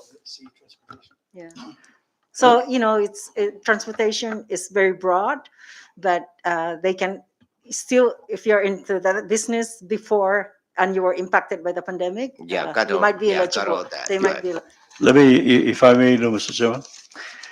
That's the reason why right now we are entertaining under the new local diversified investment MPLT. TN Shipping submitted their proposal, and that is under a review at this time. But if, for example, that the legislature will approve the House Joint Resolution, uh, because there is money in that, we may be able to entertain them under the ARPA program. But at this time, we're entertaining Tinian shipping under the diversified local investment. Thank you. Thank you for that. So yeah, I'm a little confused and concerned about what is actually being requested here. For it's kind of a little mixed up in a lot of what we want to do. Yeah. So yeah, there again, CEDA, Governor's Council of Economic Advisors, all these folks. We have all these agencies, and we would like to know what their role in all this too. Really, 15 million to MPLT. Um, that's a lot of money. There's a lot we can do with it. And transportation. I like that word, innovation investment initiative for transportation. And that's exactly what was said in the description. Transportation. Yeah. Thank you, Ayu. Thank you, Rep Camacho. And lastly, we have Rep Sablan. Thank you, Mr. Chairman, and good morning to you. Thank you for being here. I have a couple of questions. One is just to get a little bit more background information about how this proposal developed in the first place. So could we just clarify, are we correct in understanding that it was the administration that approached MPLT to consider submitting a proposal for ARPA funding? No, Madam Congresswoman. Actually, we asked for participation on MPLT or this ARPA funds. Like I said earlier, on the basis of all those propositions coming to MPLT requesting for financing. I'm sorry, I can't, who is answering the question? I apologize. MPLT, we wrote a letter to the governor asking if we can partake in the ARPA funds. It's not the governor Okay. coming to MPLT and facilitating us. It's us asking to participate in these ARPA funds. Okay, and I'm sorry, who is speaking? I can't see from where I'm at. Oh, this is Trustee Hokuk. Good morning. Thank you, Trustee Hooker. And earlier though, so maybe Trustee Ada could clarify, because I think he stated the governor approached FPLT and asked for some kind of partnership. Now, just to clarify that, actually, we sent a letter asking if we can participate on the ARPA funds. Mhm. Okay. And so after that request was made, then MPLT submitted, was it an applicant questionnaire? Is that correct? Well, those are the prerequisites, I understand.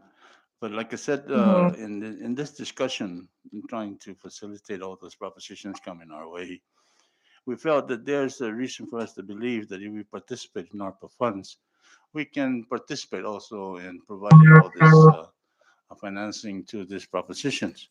And that's the start of it all. But after all these discussions, we have.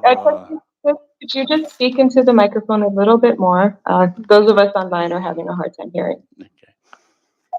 Like I said, with all those propositions for financing coming into the MPLT, we felt that participating in the ARPA funds, we can better service this too, without us taking the risk from the MPLT funds. And that's how it started. And, not to. Okay. May I just request then that this committee be provided a copy of the answers that MPLT submitted as part of the applicant questionnaire? I think that would be helpful information. For instance, I'm curious where the $15 million amount came from. How did you arrive at that? If there is no eligibility criteria and it's not really clear how the funds would be distributed even at this stage, as you're asking for the authorization to do this. Okay.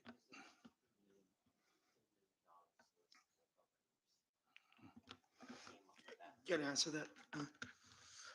We had an earlier meeting on as the governor was proposing to give to CDA or CEDA right now. We asked him the possibility of how much can he sub grant MPLT, and that's when I started the request letter. When I was as chairman, thank you. Yeah, you know, the documents, it's the letters from the governor, the letter from MPLT, and the process that has been taking place. We are evidence, and we don't like to actually address assumptions and the motive of why this happened. I would like to look at it as a positive, you know, assistance from MPLT to get this money going. Obviously, the money, there's probably 50 million there, and the governor just decided to give us 20 to get it going, and then, you know, see what other programs or are available. We don't know whether, you know, we could have more maybe and ask for an additional 5 million depending on you know our accomplishment and in seeing, you know, that more businesses actually need more help. In most state, actually, it's an outright grant of $10,000 in a big, you know, state, or it can be an outright grant that the governor can give, but maybe, you know, the governor wants to be impartial and give it to us to implement the program because he doesn't want to be accused of anymore of anything.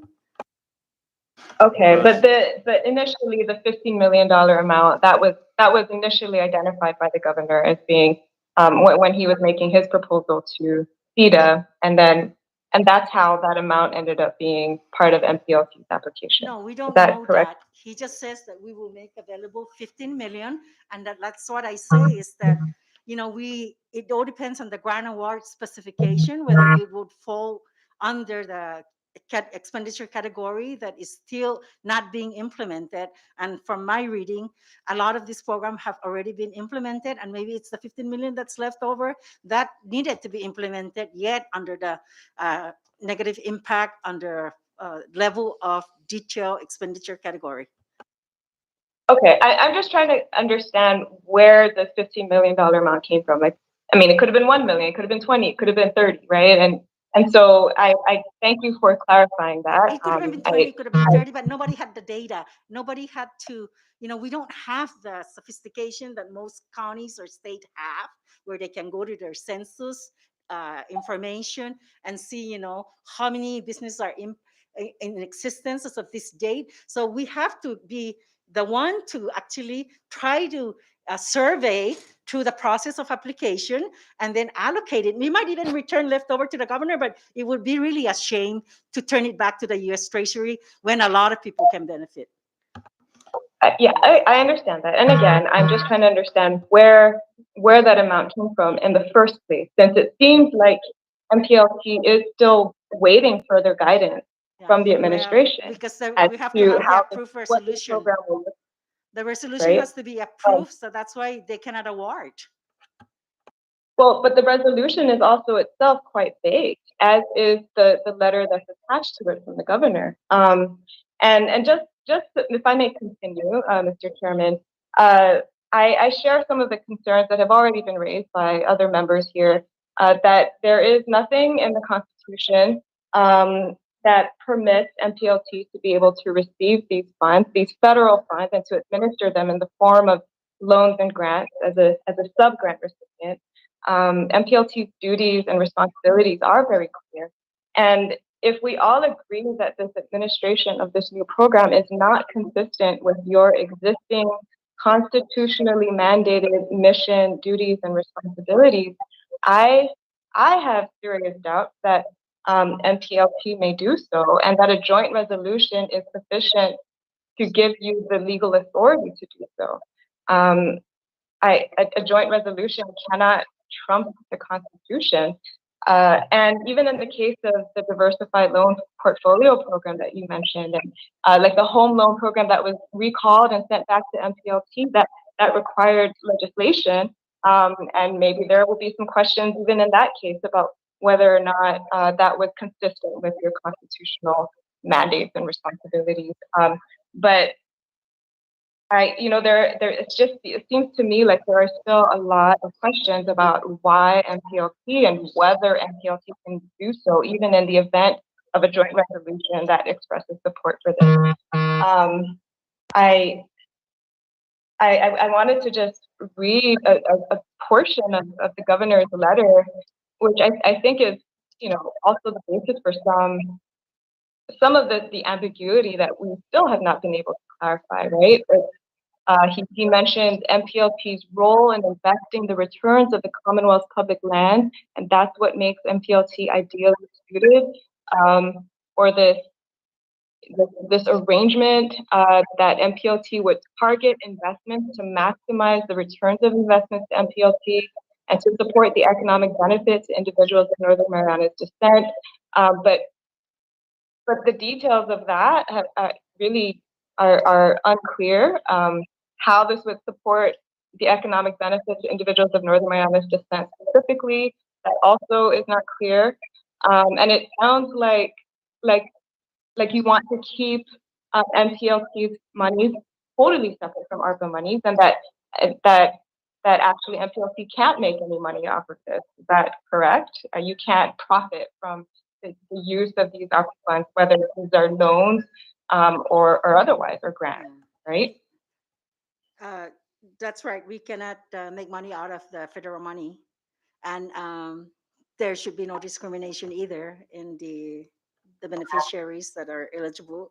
And the governor, I believe, just meant that we are the competent agencies. Mm-hmm. And then the governor's letter goes on to cite this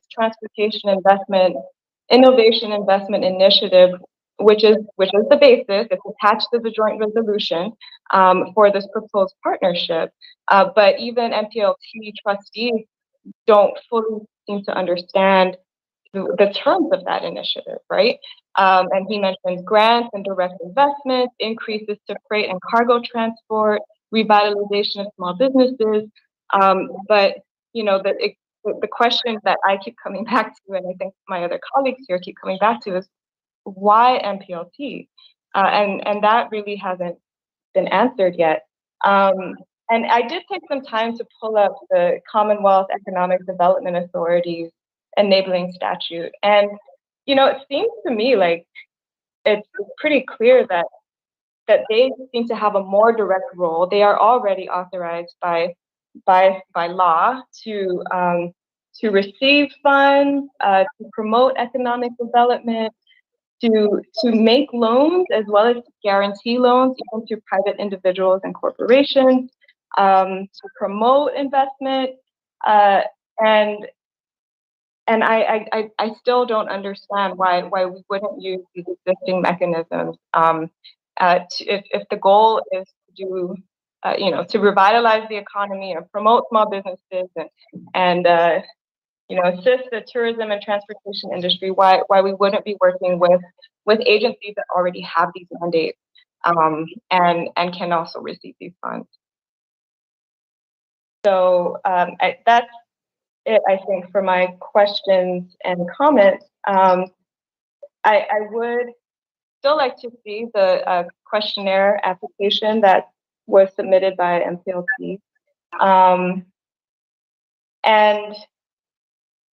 And furthermore, just so we're very clear, the reason why MPLT needs this resolution, needs this joint resolution to proceed, is because you are currently not authorized to administer a program like this and to receive funds of this nature.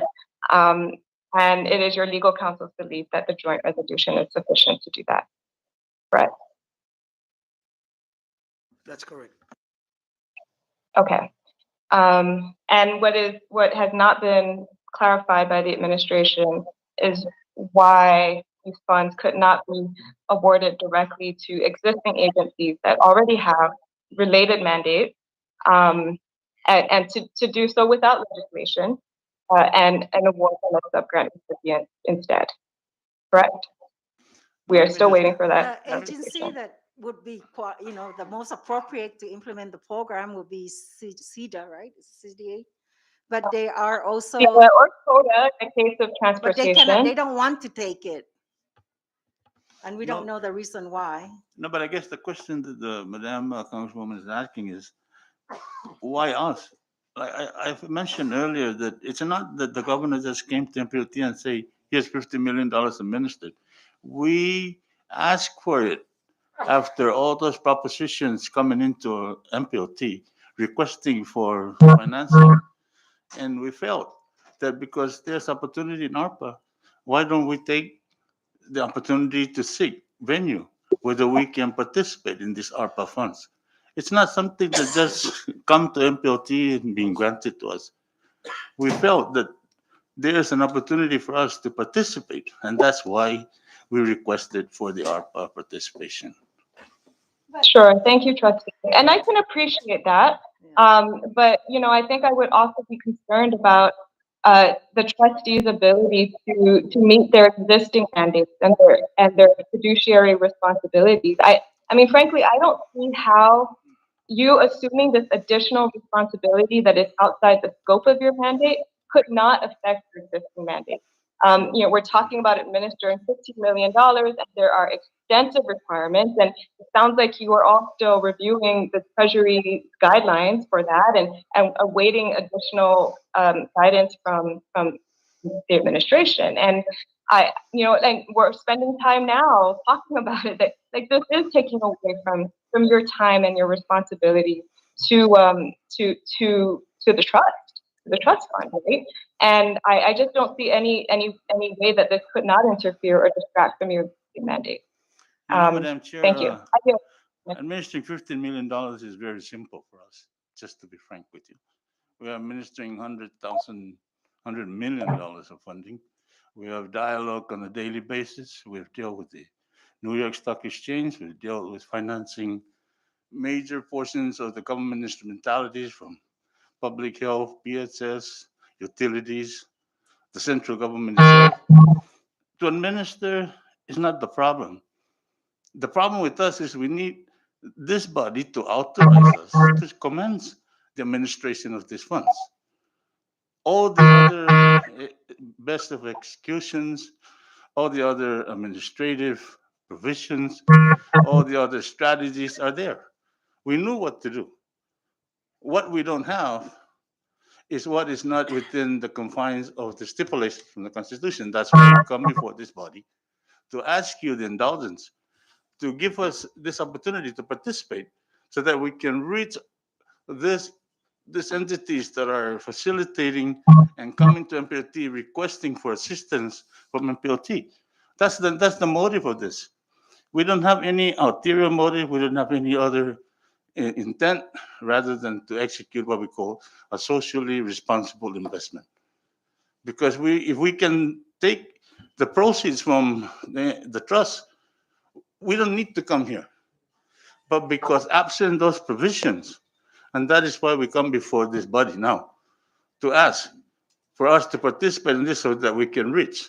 What other entities that are participating on ARPA funds, we're not concerned with that. What we have is what is the proposition before us today that we can reach out. Many indigent organizations come in asking for funding, nonprofit organizations. Many businesses we see that we can extend our hands, but we're limited by the provisions that have been stipulated earlier in the Constitution. But this body, we felt, by measures of our discussions with our legal counsel and amongst ourselves, that by granting the House Joint Resolution, we can participate. And then we ask this body again to take a look into the provisions of the ARPA funds under Section 602 and all other facilitating provisions, whether this body can incorporate any other entities, stipulations where we can reach those local indigenous businesses that are not within the mandates as stipulated in ARPA. We cannot add on this body by Article 2 within the authorities vested in Article 2 in the Constitution. Can this body add on to the provisions that is not within the mandates of ARPA funds? That is one of the purposes that we come before you today. Because ARPA funds, whether we have it or not, is going to be used because it's within the Commonwealth. What we're asking these bodies for us to participate outside the parameters of our fiduciary duties as trustees for MPLT. And yes, of course, before we facilitate and answer the questions that are technical in today's meeting, we need to start.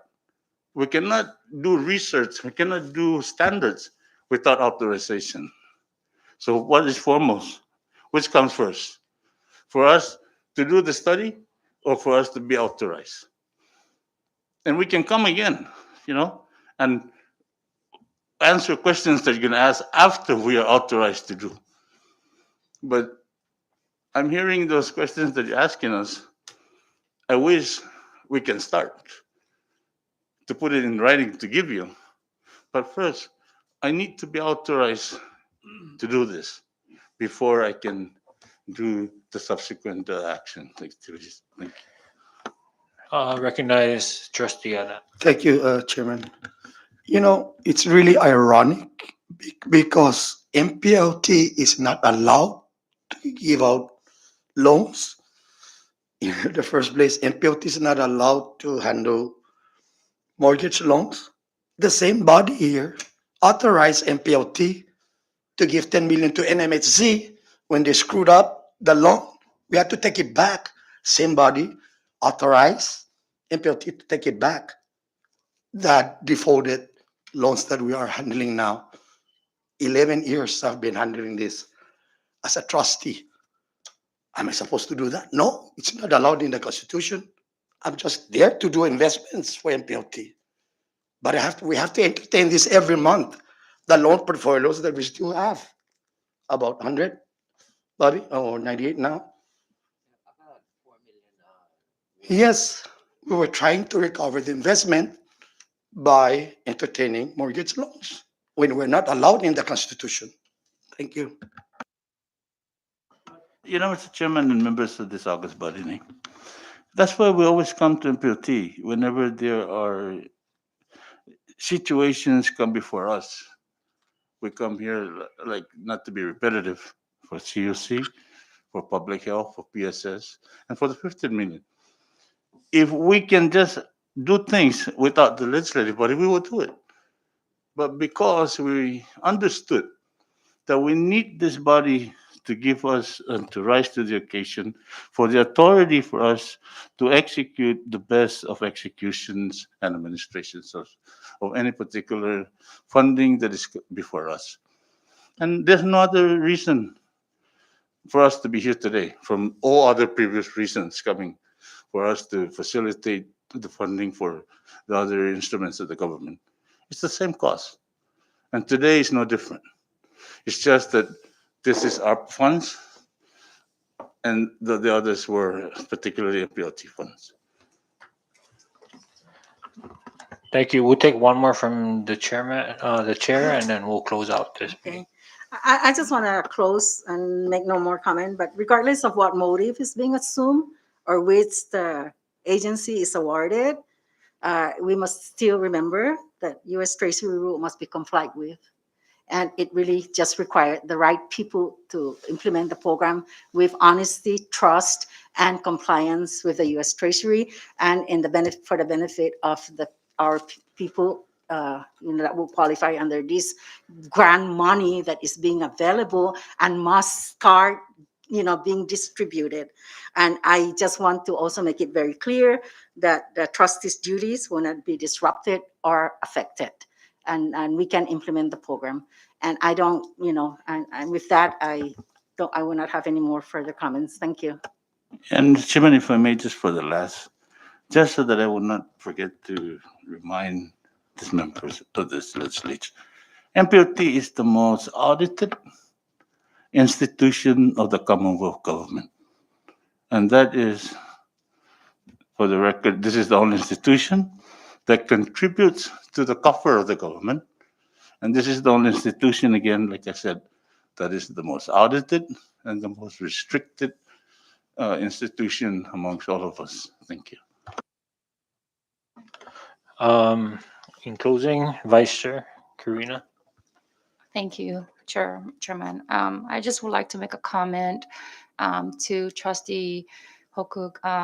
It is very admirable that the Board of Trustees, are taking the initiative to help facilitate the spending of ARPA, and thank you for that. I think for me, it appears contradicting based on the letter from the governor dated October 5th, when he says on the third paragraph that he is proposing an arrangement with MPLT that would target investments to maximize both the return of investments to MPLT and to support the economic benefit to individuals of Northern Marianas descent. So I hear that the trustees are saying that we're just trying to do this to help out, the economic recovery. We're going to give it out as loans. We don't even know if we're going to impose any interest on it. But on the other hand, the governor is saying that he is coming to you guys with the hopes of, getting the return on investments. So it's just a little bit contradictory in my opinion, and we just need to.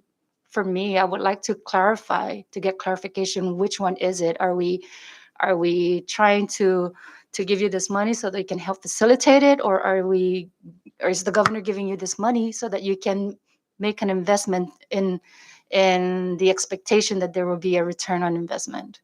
Thank you. Why don't we jointly do a stipulation of what is best for us? And now it's before you. We can do an amendment to that clause. And now that you heard us, what is within the mindset, maybe you can do an amendment to that specific clause. Thank you. Thank you, Trustee Holcomb. Rep. Ben? Thank you. Real quick. Oh, go ahead. So you guys are here to get our approval for $15 million, right? But we have no real say in over $500 million. So I don't see how that kind of works. What do you think? Thank you. And just to allow the trustees, each of them their last word. Trustee Guerrero? Thank you, Mr. Chairman. Uh, I'm here to support the House Joint Resolution only if the committee, based on our presentation this morning, is able to put together a very clear mandate to us MPLT in reference to what we and what we cannot do. I know that most probably the governor came to MPLT based on the experiences that MPLT have in the past several years from inception. And Trustee Hokok is correct. We have been audited. And so far, I think we're the only one that have audited continuously on an annual basis. And, there's nothing that is found that we are not in compliance with our fiduciary responsibility. If you ask me whether we're qualified to run this program, I think that we will, and we will be ready. And that will be based and depend upon how the House Joint Resolution is put together and dictate what we can do in reference to this fund. Now, again, my participation here is to support the economy, the cinema economy. And $15 million is a good amount of money to be spent here in the Commonwealth rather than it will be returned to the U.S. Treasury. Now, I just want for the record that my term expired already. I'm here under a holdover, but I trust my fellow trustees that they're going to do what is mandated to them under your instruction pursuant to the new House Joint Resolution, the Senate approving. I believe that they will do this in reference to promoting our economy, promoting our local people, and it's money that can be well spent here. But please put together the House Joint Resolution in a way that the mandate is clear, not only to authorize us to manage that fund, but the mandate in what we can do from you. Thank you very much. Thank you, Trustee Guerrero. One of the main reasons why we had requested for this joint resolution to be referred to committee are for the very reasons that we're all here today and the questions that you've heard from us, as well as the explanations that you've given us. The resolution itself seems very vague, and that is one of the main reasons why we wanted to ensure that prior to us authorizing MPOT that authority, we wanted to ensure that we're not giving MPOT more than it can handle, in addition to ensuring that these funds are properly spent and managed. Um, if you want to consider adding more strict and specific guidelines, or provide a plan that is more detailed and something that the committee can work with you on, and that's something that we can consider. But right now, what you're saying is that you're wanting to be a part of this 15 million grant, but you just don't quite know how you're going to manage that program until you get authorized to do so. But and that's where that's one of the issues that we're having right now is, until we know how you can manage and administer that program, we're left to give this authority to on a whim, without fully understanding the capabilities and what is needed to handle this $15 million loan. And so, with that, trustees and members, at this time, we will not take action on the resolution. We will digest everything that's been brought up in today's meeting, and in the event any of the members or any of the trustees would like to meet with the committee to further tackle this resolution, we're more than happy to accommodate the trustees and the administrator. But until such time we receive also a more detailed plan, something that we can include in the resolution. I know Trustee Guerrero mentioned one of the proposal is to divvy up some of these funds amongst the senatorial districts. I know MPA was brought up, but the question is MPA affected by the pandemic that they would qualify for these? So there's a lot of questions that still needs to be answered, and there's a lot of ways in which we can improve the resolution should the members feel that this is something that MPOT really can assist in administering the program and distributing some of these funds from the American Rescue Plan Act before they expire. And so,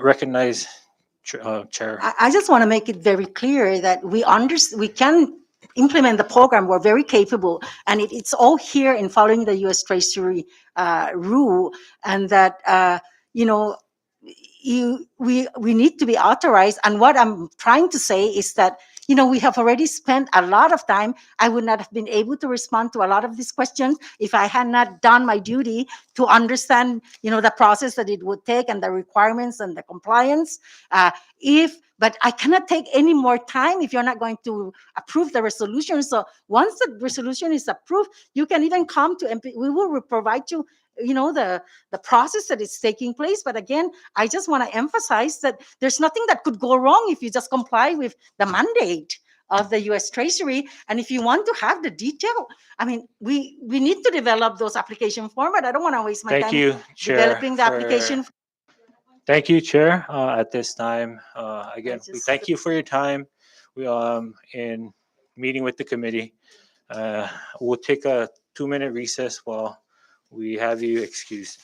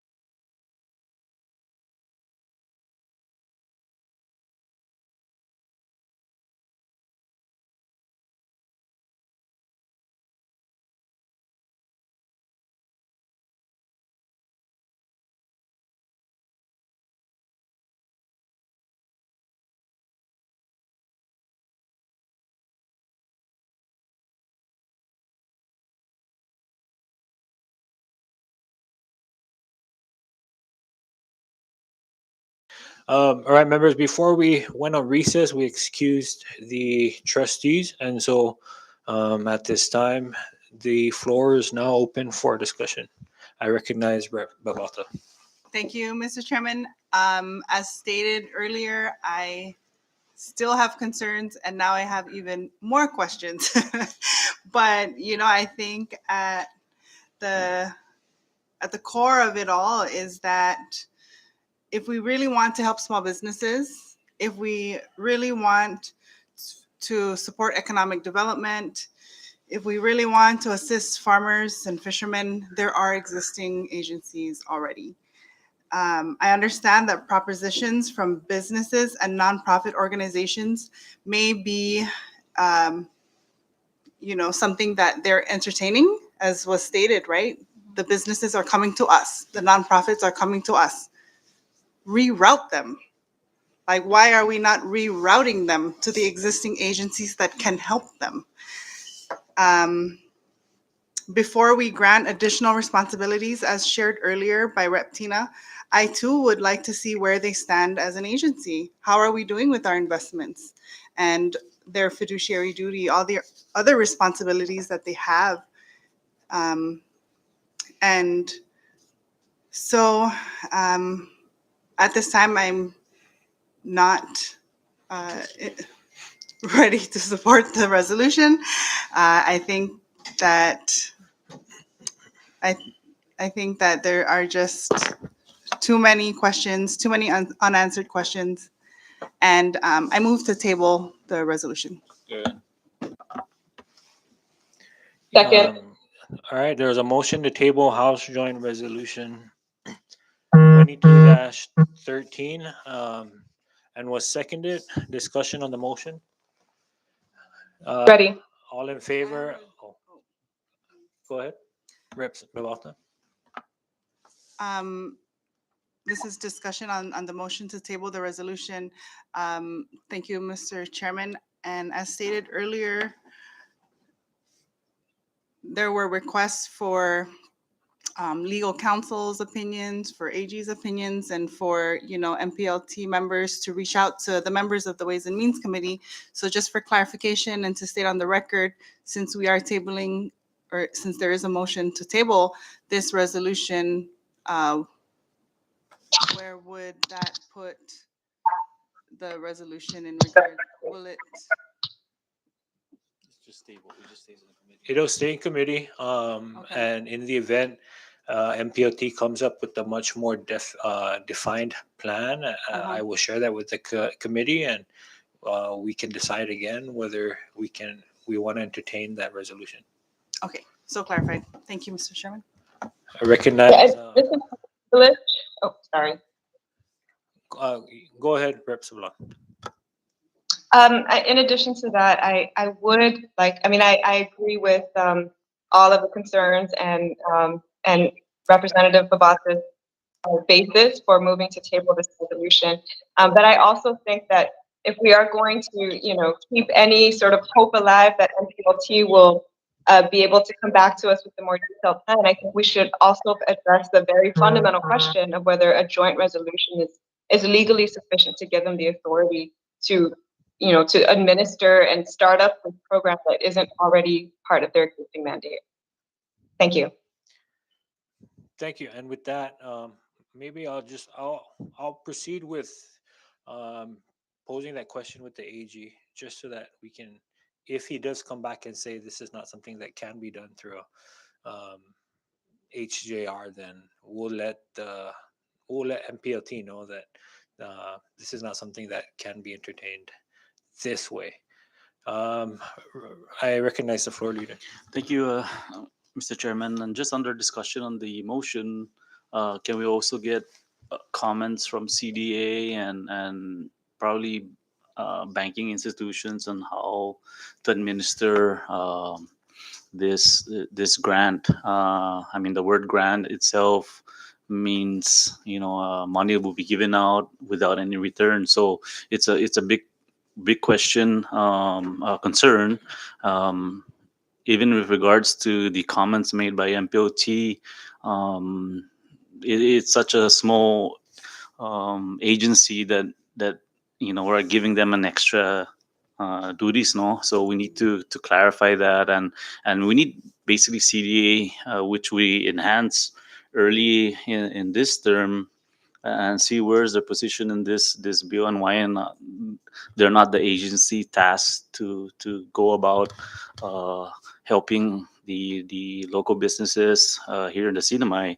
And with regards to MPT, with um, their their duties, there's it's concern because when we give them funds, does it mean only for the indigenous businesses? There's a lot of question that needs to be asked further, and that's why CDA should be here and see where the response, and also the Secretary of Finances, as to point us in the direction as why is they're the one that is tasked to going out and looking rather than CDA. Thank you.